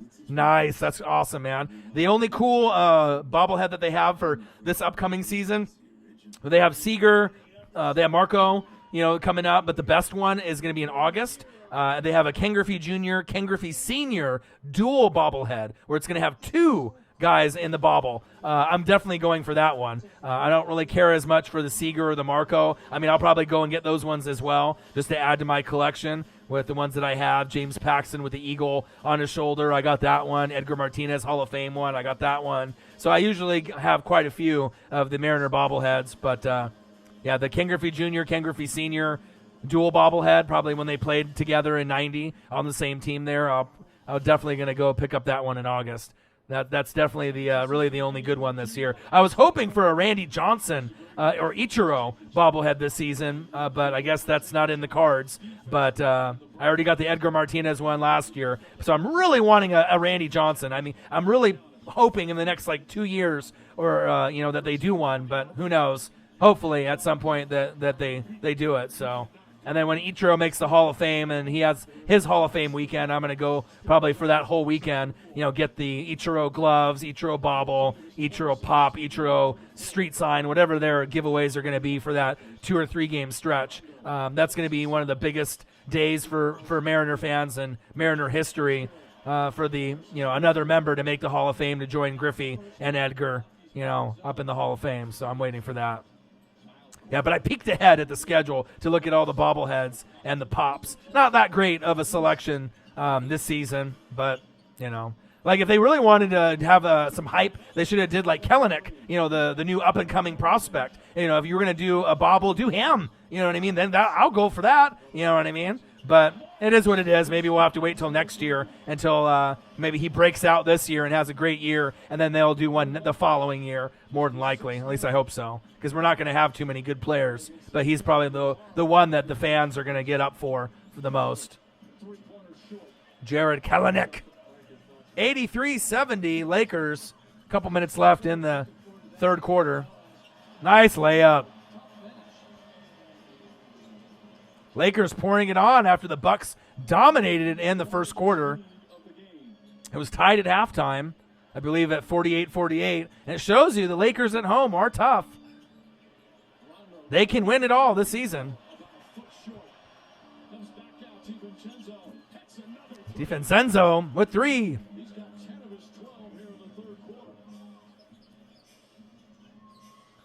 85-73. We got the Milwaukee Bucks versus Los Angeles Lakers. Live play-by-play and reactions with your boy Ryan and the Northwest Sports Fanatics. Make sure you guys subscribe to the channel. Smash that like button either now or on your way out. Donate to your boy like JJ Trilla did. $2 donation. Thank you so much. And if you're looking for merch, Northwest Sports Fanatic merch, link is below every video on our YouTube page. You can also donate at patreon.com/NWSF. Good game so far. 85-73 Lakers. No one else but the great Dikembe Mutombo should be able to do that. It's like a but I hope everyone's having a good Friday, getting closer and closer to the weekend. good matchup here. We're getting closer and closer to March Madness, WrestleMania season right around the corner. I do watch UFC, boxing. You know, I try to watch those as much as possible. A lot of times for me, UFC and boxing seems kind of fixed. I know they try to complain, certain fans, that, you know, NFL's fixed or rigged, or NBA's rigged, or MLB is rigged. I mean, we obviously seen the cheating with the Astros, so we know what goes on there with the Astros and the Red Sox cheating as of late. But with the fighters kind of, you know, just rolling up into a ball and you know, just getting punched in the head a couple times and them getting their money, you know, real quick after just like one round. It's just kind of unfortunate, especially when some of these fights cost like $100. And then they just go for the rematch, the second match, the third rematch. I don't know. It just seems like, to me, boxing and UFC, there's a lot of question marks there, you know. Elijah Washington in the building. Scott Steiner collapses in the locker room during tonight's tapings. No, I did not hear that. Was he there at SmackDown? Was he supposed to make an appearance or something? That's not good. No, I did not hear that. I've been watching this Laker and Milwaukee Bucks game, and then I live in Oregon, so I don't even get the taping for SmackDown until, well, it's 9:36 now, so I would have gotten it about an hour and a half ago. And instead of, you know, a lot of people get it at 5 o'clock, you know, their time, East Coast time. But, you know, I don't get it here till 8 o'clock, my time. So, Steiner and his boy, Rick Steiner. Oh. Big Papa Pump. Holla, if you hear me. Oh, independent wrestling, yeah, because I think he burned his bridge with Vince and WCW and all that. Yeah, because I was going to say I didn't think that he was going to be back with any of the big dog promotions anytime soon. Independent wrestling. No, I did not hear that. Hopefully he's okay, though.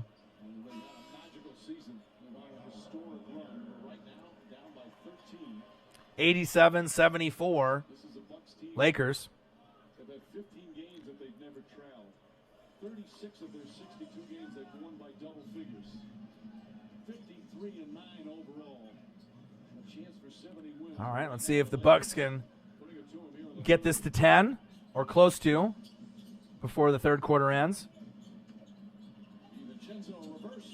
Ooh, DiVincenzo with the reverse layup. Okay, down by 11, 87-76, 12 seconds left. All right. Not bad. See if the Lakers can hit a shot here at the buzzer. End of the third quarter. Rondo doing Rondo things. Fade away. No good. 87-76, end of the third quarter. Yeah, I mean, anytime you do streams, like I said, it's definitely draining. You know what I mean? It's nonstop talking for an hour, 2 hours, 3 hours, 4 hours, depending on how long the games go or the stream goes. So it's not easy. So obviously donations are definitely encouraged. You know what I mean? It definitely helps out. With the grind. But I'll try to do as much as I can. I'm going to Ground Control Arcade tomorrow and the Blazers versus the Kings tomorrow. So I don't know if I'm going to be recording tomorrow, but I will be recording more than likely on Sunday. But I'll try to record as much as possible. Always do. Got Milwaukee Bucks versus Los Angeles Lakers. Live play-by-play and reactions with your boy Ryan and the Northwest Sports Fanatics. Make sure you guys subscribe to the channel. Smash that like button either now or on your way out. Donate to your boy if you can. Please do, either on here or patreon.com/NWSF. And if you're looking for merch, Northwest Sports Fanatic merch, link is below every video on our YouTube page.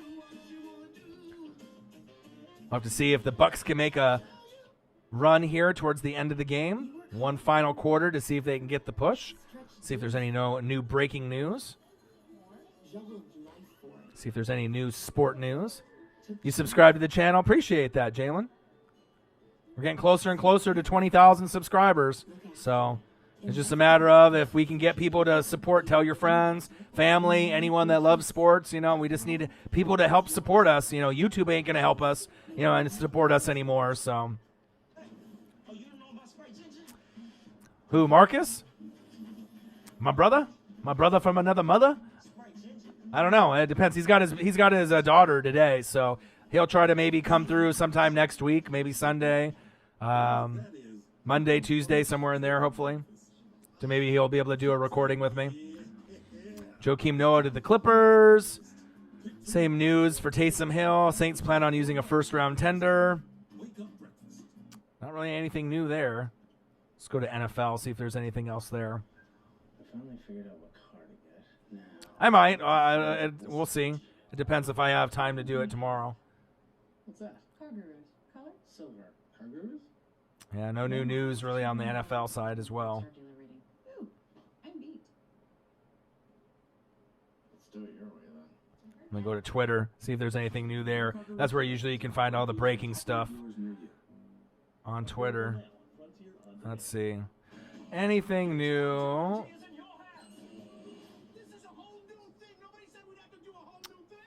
Says congratulations to King James for being the third player in NBA history to score 34,000 plus points.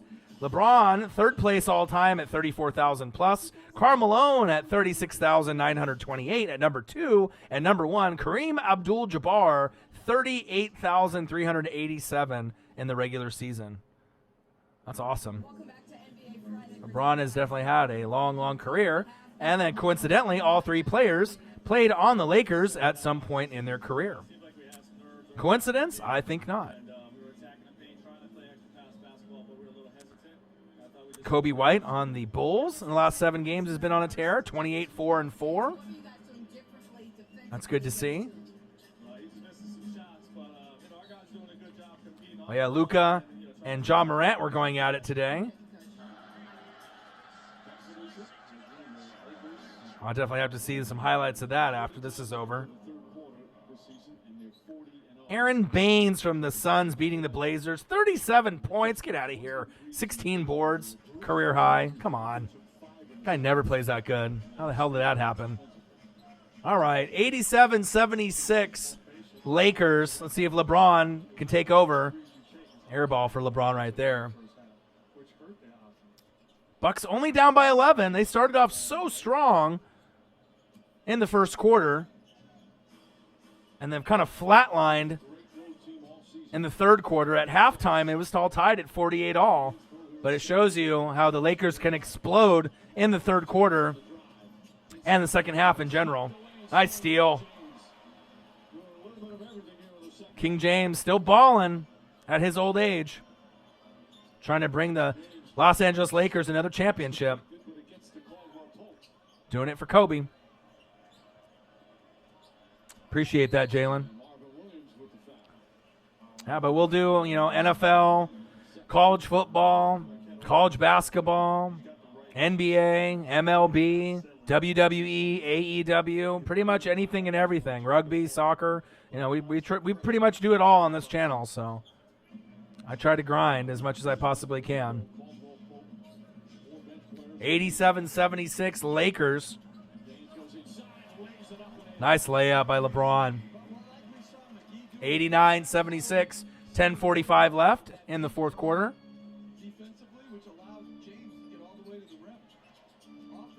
Nice pass. Woohoo! And the flush. Lopez with the dunk. Nice play. 89-78. Rebound. Let's go, Bucks. Let's see if you can get this game to be a little bit more respectable. Middleton for 3. No good.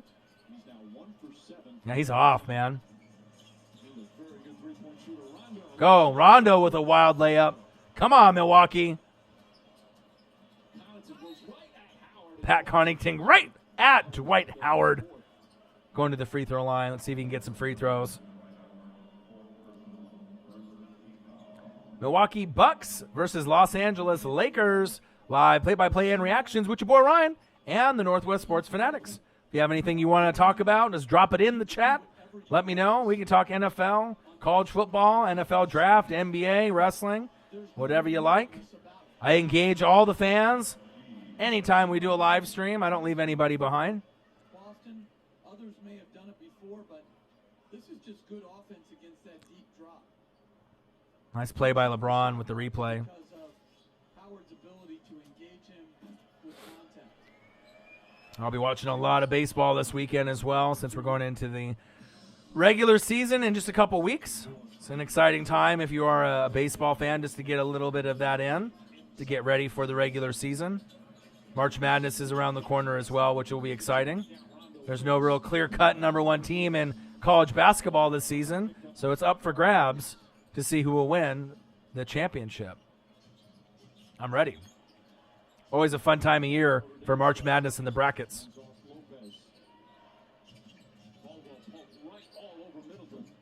Oh, Middleton is way off today. 89-79. Come on, LeBron. Oh, baby, and one. Let's go. LeBron. Man, use those muscles. Big play. Wow. Wipes out. See how deep Lopez is? And look at McGee. He's not rolling to try to get a pass from James because he knows Lopez is so deep, there's no roll going to be available. He rolls. Vintage LeBron. To try to take out the shot block. The MVP chance. VP. MVP. He is definitely going to be an MVP candidate. That's big facts. 92-79. Hit him with the charge. Come on, LeBron.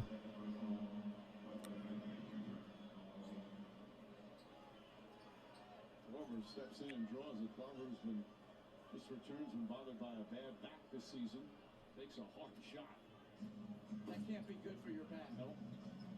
Especially, what is he, 38? Pass inside. Try to hit him with the alley-oop.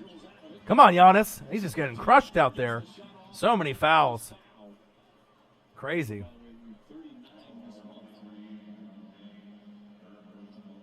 Great three-point shooters in NBA history. 2 free throws for Antetokounmpo. All right. Come on, Giannis. Definitely under his average, but he's still got 9 minutes left. There you go. 21. Definitely a lower scoring game when the game was 48-48 all at halftime, but good game in the first game in the doubleheader with the Pelicans nudging out and beating out the Miami Heat. And Jimmy Butler, Zion played well, like he usually does. All right, Giannis with 22. 92-81 Lakers, 9 minutes left. He's missed 206 free throws this season and still averaging just under 30 a game. Ooh. Deflection off the hands of James, who thought they should have been a foul call. Sneaky play there by Milwaukee. Davis comes back in. Kuzma will sit. 92-81, 8:52 left in the fourth quarter. Can the Bucks make the final push to get them close enough to maybe force overtime? I don't know if they'll be able to do it.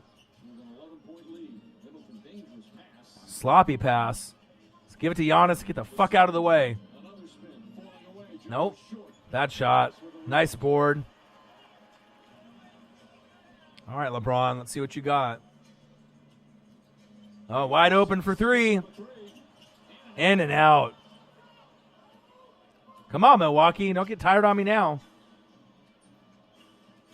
Middleton gets into the paint. His floater's up. That Ah, what a bad game by Middleton. I haven't seen him play this poorly all season long. There we go. Steal. Come on, Connaughton.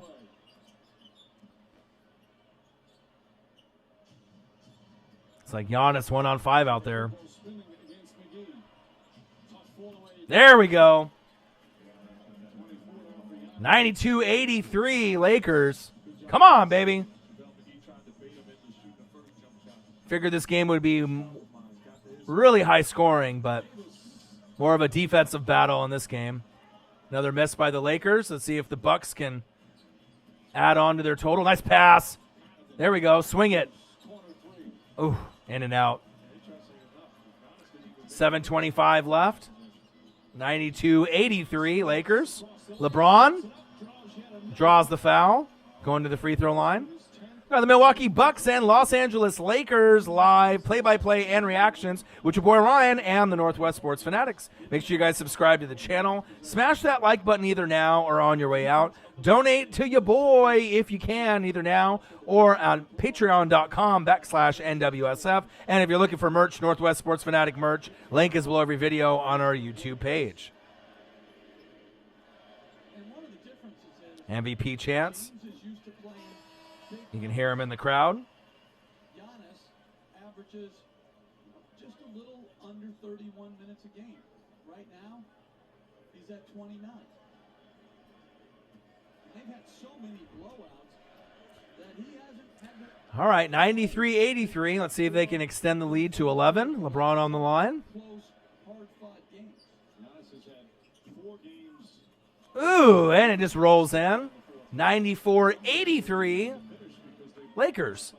7:22 left in the fourth quarter. Let's see if Milwaukee has any gas left in the tank. Ooh, and one. Wow, he was going for the throwdown, got fouled, and luckily that basketball rolled in for an and one. Forcing a switch. And once you do switch, Nice little give and go right there. the screen, diving to the cup, getting the contact, and Nice. this game is far from over. Yeah, Giannis is really going to have to take over.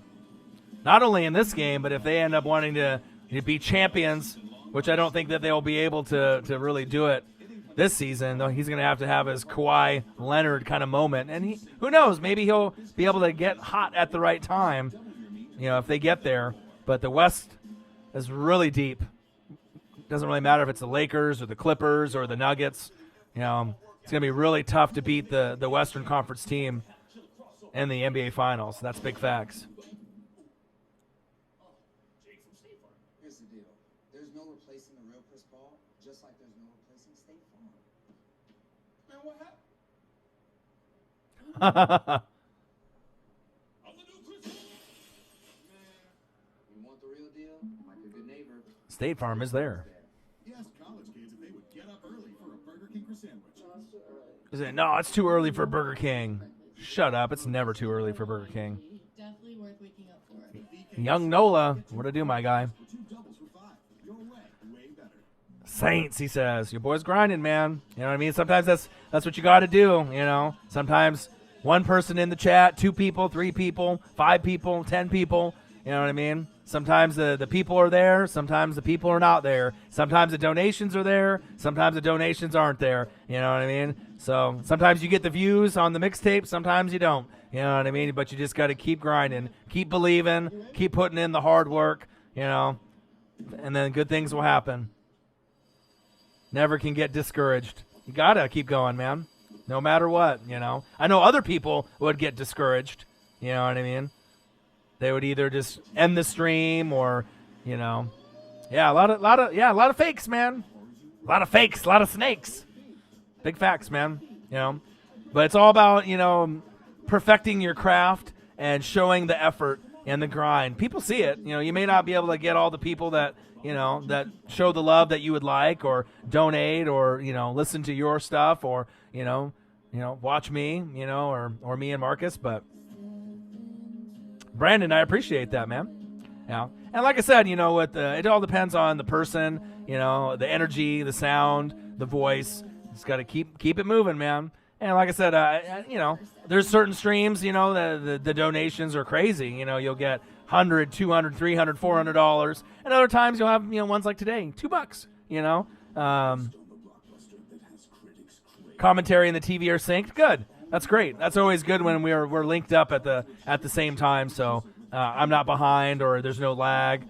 Sometimes it's out of our hands. Here on YouTube. Depending on what provider you guys have that you're watching the game. But appreciate that, man. And I follow everything. So NFL, college football, NBA, wrestling, whatever it is. So I appreciate that, man. But I know how it goes. YouTube ain't easy. This is not for the weak of heart. Or SoundCloud or, any type of grind that you're on, like my boy Young Nola, you know what I mean? It's a really tough thing to really keep at. You really got to be mentally strong if you want to be able to, make your dreams come true. You got to put in a lot of work, and you can't get discouraged, about what you see on the screen, or how many subs you got, or how many views you got, or how much donations you got, or how many people are in the room. You know what I mean? You just got to keep going, keep grinding. You know what I mean? And people see the effort, and eventually the right door will open. 94-86 Lakers. Let's go, Giannis. Let's see if we can make this a closer game. From deep. From three. DiVincenzo, like he's in college again. 94-89, the closest it's been since 48-48 at halftime. The Bucks dominated the first quarter. Then the Lakers started to fight back in that second quarter. Nice, Anthony Davis. It's about time for him and LeBron to take over. Cue him the brow, get him the rock. Easy peasy lemon squeezy. You can give it to him all day long. Another foul on the Lakers on Giannis. What's new? Young Nola, ain't that the truth? You know what I mean? Like, if I say I'm doing it, I'm actually doing it. You know what I mean? But you can see when you look at your Insta, and you can see the people. I don't know if you get a notification on your phone on who likes or shares or, comments on your stuff. I can see it on my end just to kind of like do it as like the cool thing to do. To be like, oh yeah, I'm the guy that's supporting, to be the cool guy or the cool girl. You know what I mean? Just to try to be on your good side or, on my good side, you know what I mean? But that's how it's always going to be, man. It's going to be really rare to find people that genuinely want you to win and want you to succeed, A lot of people are haters and want people to fail or are jealous or they got shit going on in their lives. I mean, shit, everyone's got problems. You know what I mean? But this is a good spot for people to come. We're a Fanatic family. We can talk sports. You can banter, But keep going, man. Keep grinding. I know you will. And that's why I respect you and you respect me, young Nola. We keep going and grinding, and we enjoy it. You know what I mean? If you enjoy it and you have a love and you have a passion for something, it shouldn't be about the subs, the views, the money. Obviously that will all come with the hard work, and you want to be rewarded, for your hard work. You don't want it to go unnoticed, where you're working so hard and you feel that you deserve more views, more recognition. You know what I mean? I'm in that same boat too, but, as long as you're putting in the hard work, you're still perfecting your craft, building your library, just like I am here on YouTube, building the library of videos, you're building the library of your tracks, and you just got to keep building, keep growing, keep grinding, and we'll keep supporting each other. Big facts. Whoa, big block from behind Anthony Davis. What a great effort play. Rejected. Great play by the brow Anthony Davis. He definitely didn't see him coming back on defense there. All right, give it to Anthony Davis to get the fuck out of the way. Let's see if Giannis can stop him.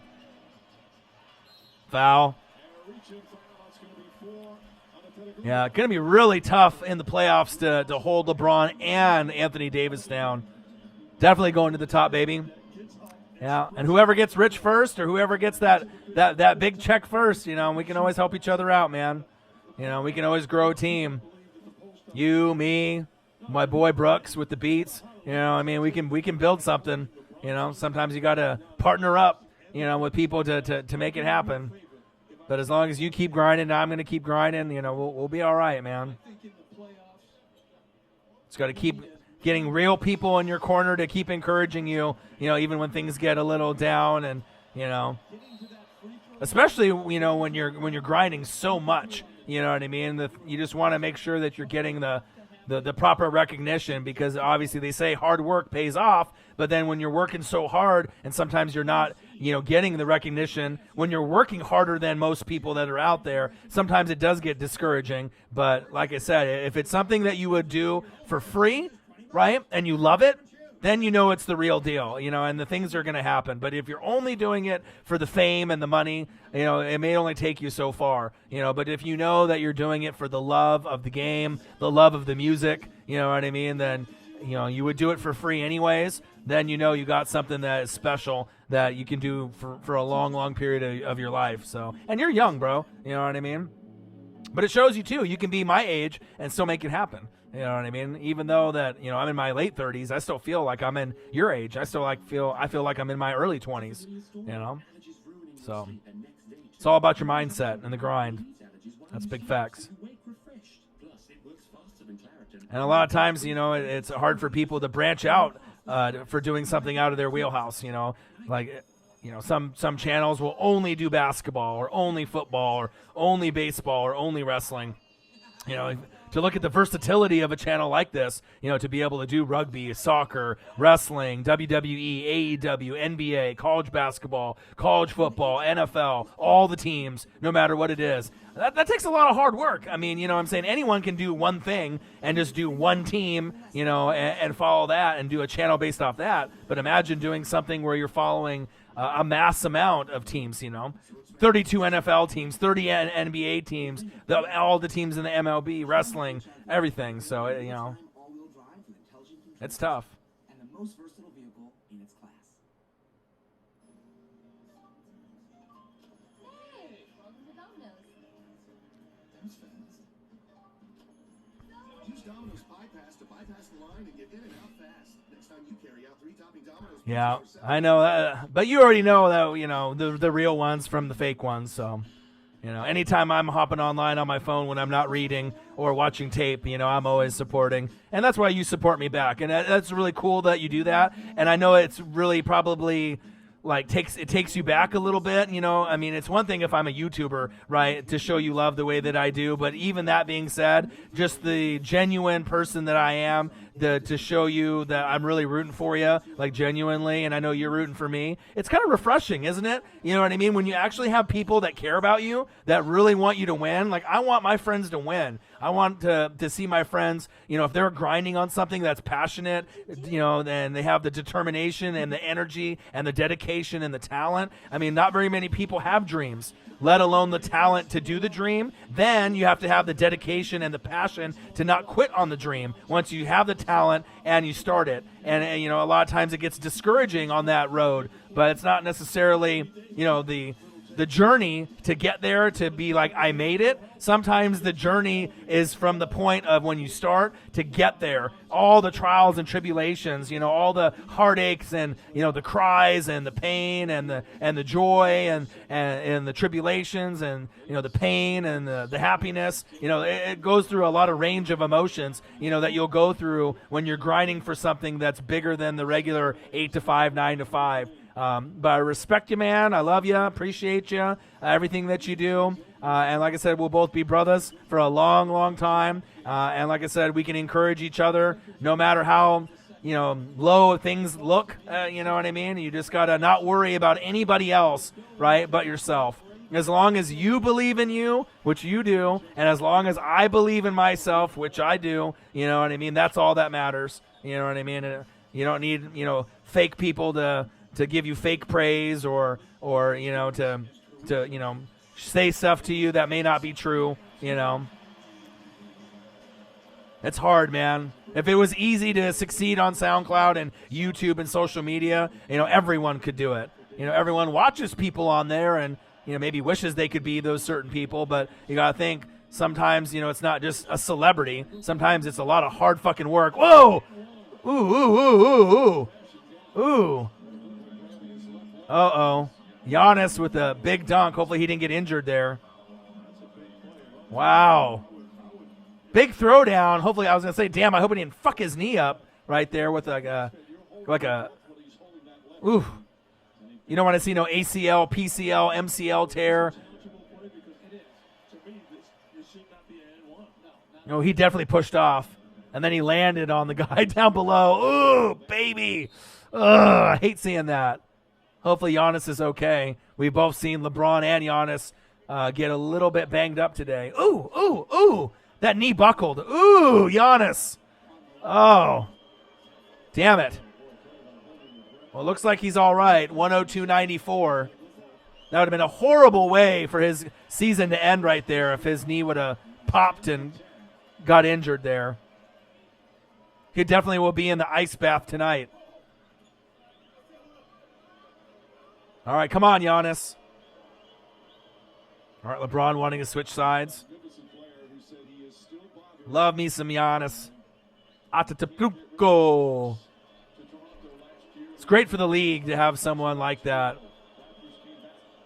All right, come on, Giannis, the Greek freak.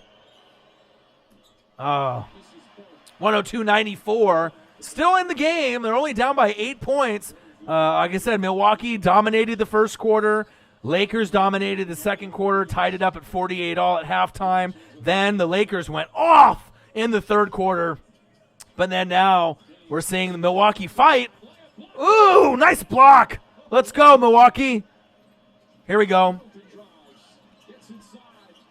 Oh, good steal by the Lakers. Fast break. 1-on-3. Charge. Oh, they call a block. Wow.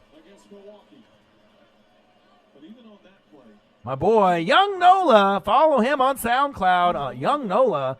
Instagram, SoundCloud. Appreciate the grind. Anyone that is doing anything, like I said, that's above and beyond, a passion of theirs, how can you not support someone? It just always baffles me when you get people that are just haters, you know what I mean? It's like, do you realize how many thousands of hours someone puts in when they have a dream or they're doing something like that? The effort and the dedication and the passion where the people could be, like me and Nola, we're grinding, you know what I mean? And it's a lot of times it's, of course it's nice to go drinking with the homies or, partying and whatnot. But, it's just one of those things. Certain people recognize it and how hard it is, but a lot of times people don't realize how behind the scenes, you know what I mean? It's like an athlete practicing in the gym, how many thousands of hours that we both have put in, with him remixing, obviously, and rapping, me, with the research and the tape, and not just one team, but all the teams and all the sports. I mean, that takes a lot of fucking time and a lot of energy, you know what I mean, to know what you're talking about and to be interesting and be real, because I think that's really what, I'm the most proud of, you know what I mean? It's like, it's cool for me to know all the stats and to be able to vibe with everyone with the sports, but I think I'm more proud of just being real and genuine and being able to, kind of let everyone know, I'm just like everyone else, I got problems too, we can relate with each other, so. Nola, make sure you go and subscribe to his channel, his SoundCloud, his Instagram. Support anybody that's got a dream. Not just your boy Orion in the Northwest Sports Fanatics, but young Nola as well. Give him a listen. Especially if you're a fan of rap. Because that's really the only music I listen to. Rap and R&B. But even with R&B, I mean, there's not really that many people you can really classify in R&B anymore. I mean, like what? Drake does some R&B once in a while. J. Cole, Kendrick. You know what I mean? There's not really, not really The Weeknd. There's really not a whole lot of people that do R&B that much anymore. It's mostly hip-hop, rap. So, yeah, Bucks are down. But they're trying to make a push. It's been a pretty good game, actually. They really changed my life. The reason why it's so important. 103-96 Lakers. 3:12 left in the fourth quarter. 103-96 Lakers with 3:12 left in the fourth quarter. We got the Milwaukee Bucks versus the Los Angeles Lakers live, play-by-play and reactions with your boy Ryan and the Northwest Sports Fanatics. Make sure you guys subscribe to the channel. Smash that like button either now or on your way out. Donate to your boy if you can, either on here, like JJ Trilla did, $2, or at patreon.com/NWSF. And if you're looking for merch, Northwest Sports Fanatic merch, link is below every video on our YouTube page. 103-96, 3 minutes left and 12 seconds in the fourth quarter. Usually the Lakers at home are pretty tough to beat.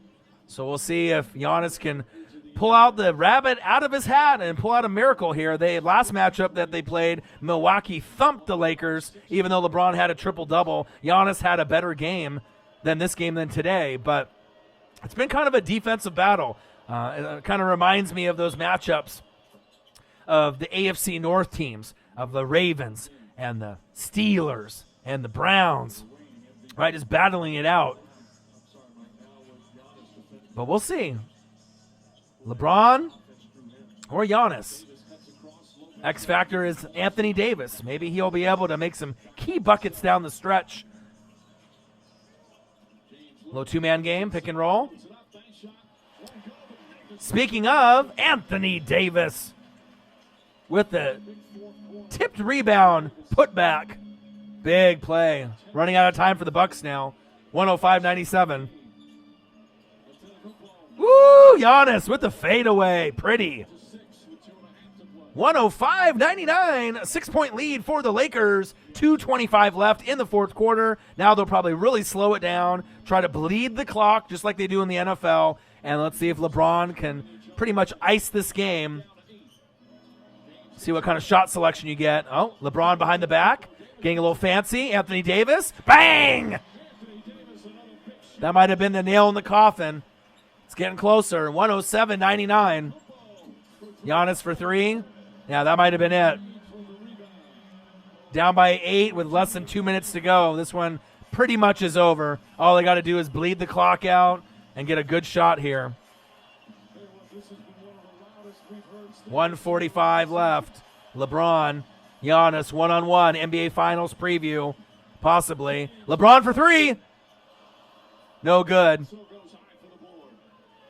All right, Bucks with the rebound. Got to hurry. Come on, Milwaukee, hurry. Down by 8. I mean, you got to score, stop, and start to foul. For three. No good. This one's over. It's over, as Drake would say. It's over. Not ovo. Not ovo, not his label, but over. Oh, Anthony Davis fouled. Yeah, this one is pretty much over now. 107-99 with 1:11 left with Anthony Davis going to the line. Sometimes the ball has to bounce the right way. It could have been a turnover. It goes off the foot of Giannis, falls right to the hands of Anthony Davis. It would look like good offense in the stat sheet. Meanwhile, Brook Lopez fouls out for the second time. I don't talk to haters like you, big dog. Messaging me. You know what I mean? Oh, you thought you were a full-time YouTuber. How about asking me how things are going on in my life instead of talking shit to me? You know what I mean? That's big facts. You know? You don't know what's going on with me. If I'm sick, you know what I mean? If I got depression, if I got shit going on in my life. So, you know, next time you got to think before you start mouthing off. Hey, it's all good. You're just a hater, big dog.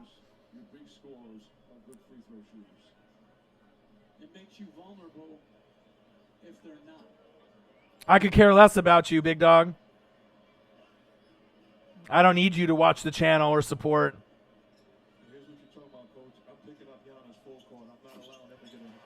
Yeah, things have been tough for me the last couple months. You know, instead of you talking shit, you know, complaining, you know what I mean, that I'm saying I'm a full-time YouTuber. Well, don't you think if I could have been doing things full-time and putting out more videos that I would have? But it's all good. You're one of those fake people anyway, so I don't need your support, big dog. Shooting 6 for 31 from 3. 19%. Incredible. Their defense has just been sensational tonight. Yeah, Brandon, they were. Pokes it away. Davis can go in the backcourt to get it. Doesn't have to. Hooks up the three-pointer. Ooh, no good.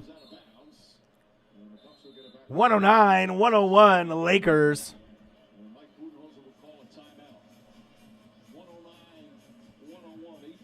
Yeah, Odin's Child, no kidding.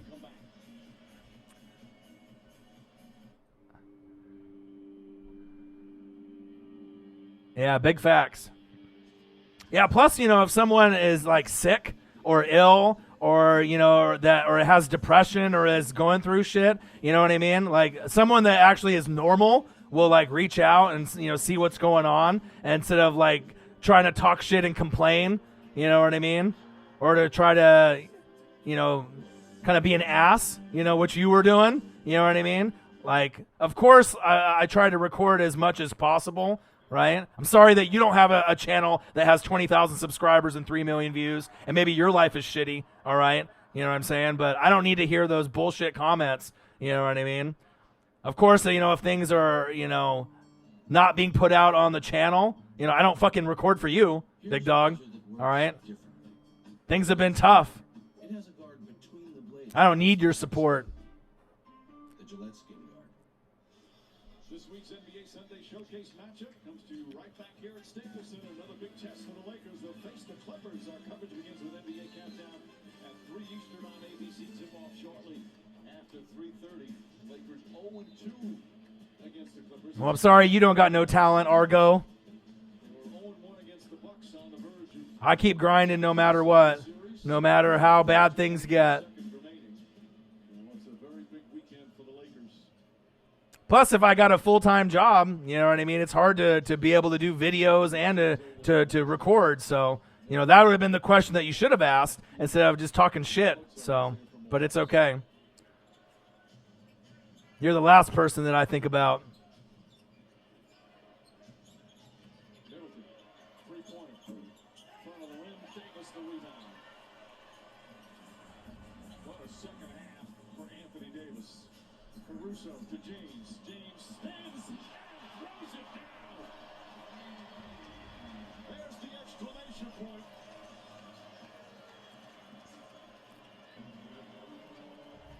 Well, LeBron James at the exclamation point on the big win by the Lakers. You talk about MVP battle.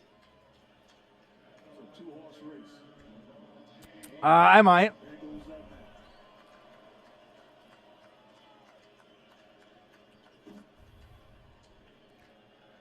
One 111-101 Lakers. Watching his former teammate. The Laker win and they clinch his playoff spot. Remember they missed All right, LeBron 6 years. getting a little payback and a little revenge. Really, the agenda. Yeah. One of the favorites to win a title. Yeah, that's one of those things for me.